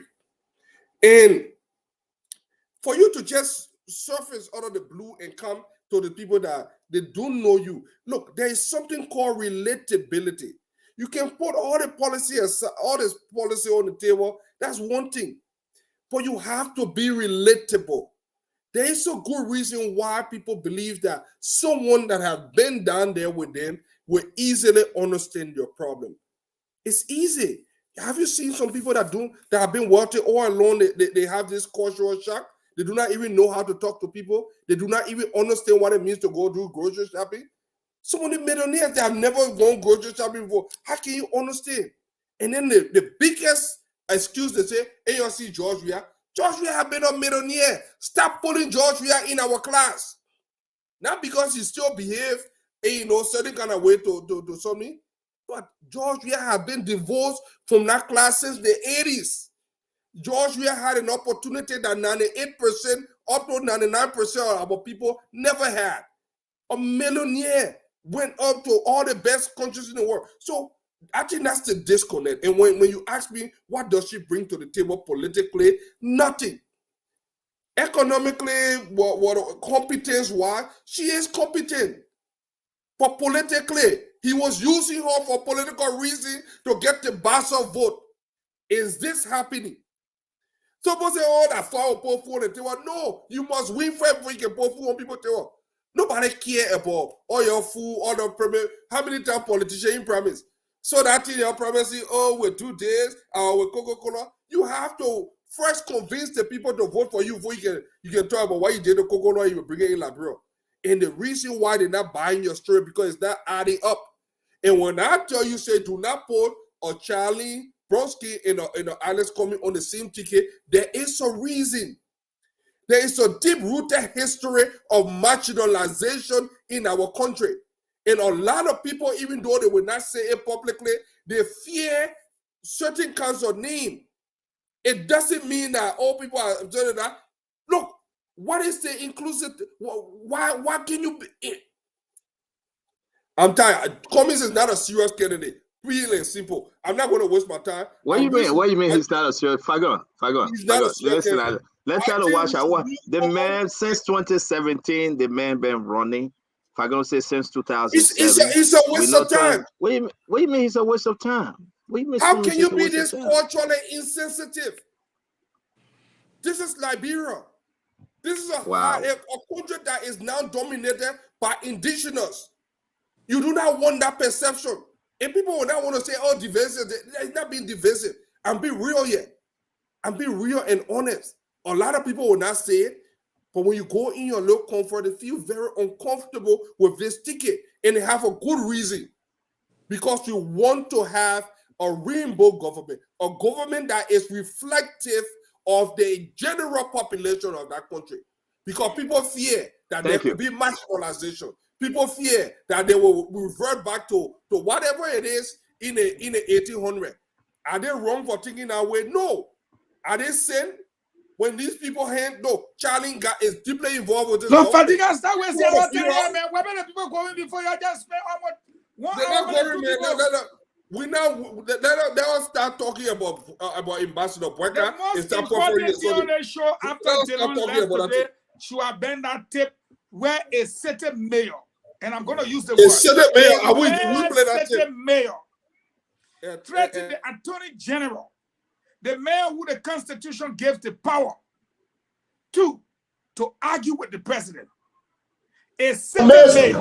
For those of you government officials, tell me what you want to tell me. And you think you can be in our midst and be engaged into double standard. I mean, here that look, they are asking you, people telling you they will pay you from now to January. They will pay all your salary. You want to purchase your way to power? Let us know very clearly. Transport Ministry wanted to descend on you, but the chairman said we should disengage. Take note.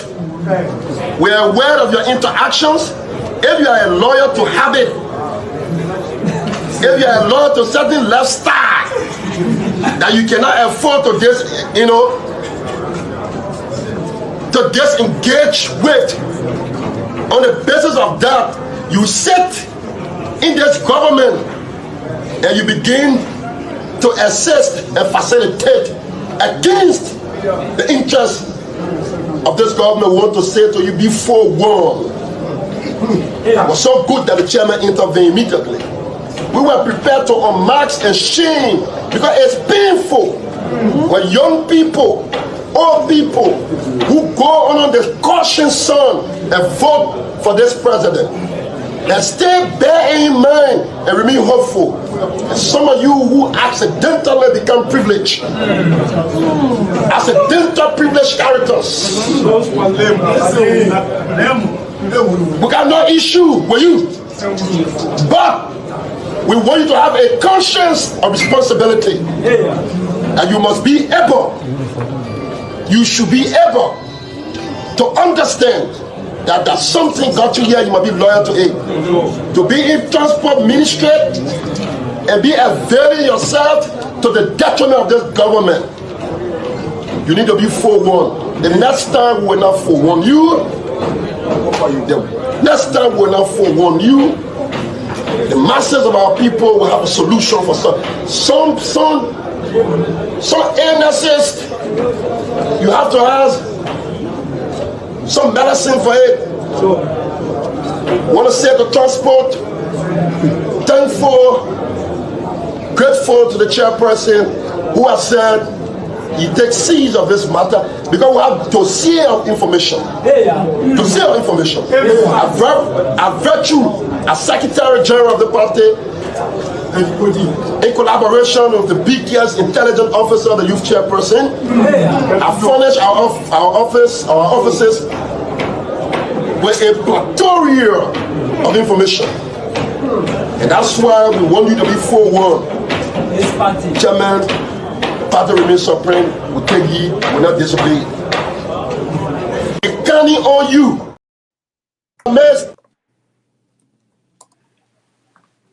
Go ahead. What do you want to do? This is the most, it didn't even reach to the justice minister. You are telling people, if you are loyal to certain habit, if you are a lawyer to certain habit, certain illnesses you have to ask. Who speaks that kind of English? You got here as a result of accident. You are an accidental privilege. You are disgracing a senior government official. You are threatening a senior government official You look, do you see why people say the country must be rescued? This is a city mayor, not a superintendent, not an assistant superintendent, a city mayor. He does not govern the county. He governs one of the cities in the county. Bentall, Carisburg, Painesville. He has become so powerful. Let me send a message to President Weah tonight. The nonsense that Jeff Kogi just did to threaten the Attorney General, which is the Minister of Justice, or that of Samuel Wulu. If you, George Weah, believe Kogi is a man, tell Kogi to threaten the Chief Justice. Or tell Kogi to say the nonsense he said to Michael Wilkins Wright as a Justice Minister or Attorney General, if you like. Let me tell you something, Alpha Diga. It is, when Kogi said, it is something that brought you here, you must be loyal to it. Play the tape again. What was that something that took Sam Wulu there? But I don't believe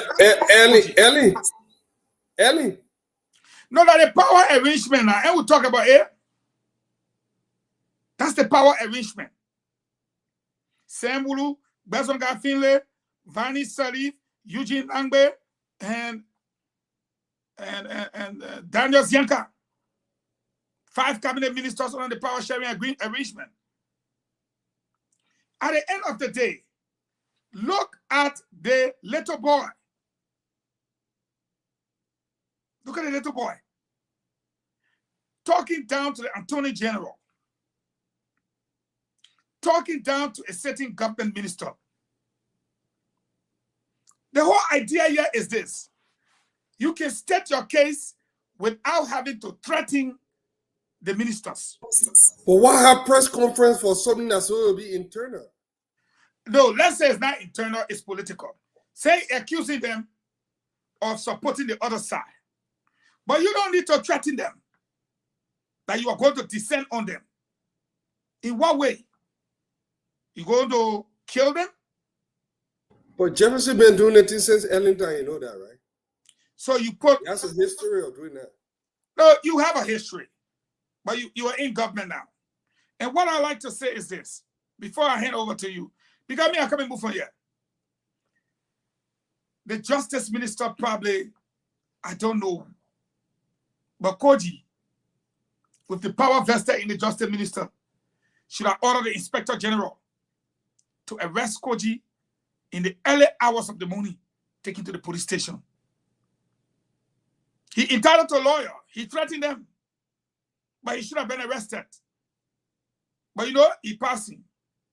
And that's why we have a recording from his director, City Police, that said when Kogi talking, the Justice Minister can be shaky. But that could have never happened with some people I know. Kogi would have ordered his men to fire this morning, and Kogi and his men would have been fired upon without mercy. You don't defy the law. But from what he did, he should wash up for Musa Din. And every other person in the Senate over there, at the Senate, those people at the Senate will deal with them. I think you should close, and let's call it a night, because we can't get Stenton. Let's call it a Stenton. I won't say much. I hope we could indulge in. I'm sorry, Fadiga, it's important.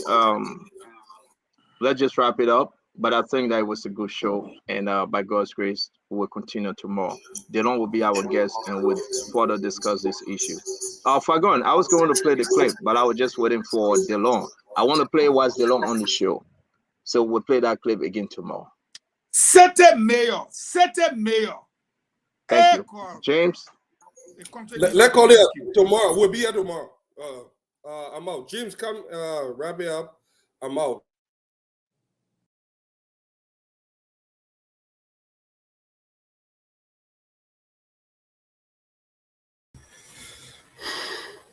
All right, folks. See you all tomorrow. By God's willing, the team will be here tomorrow at 8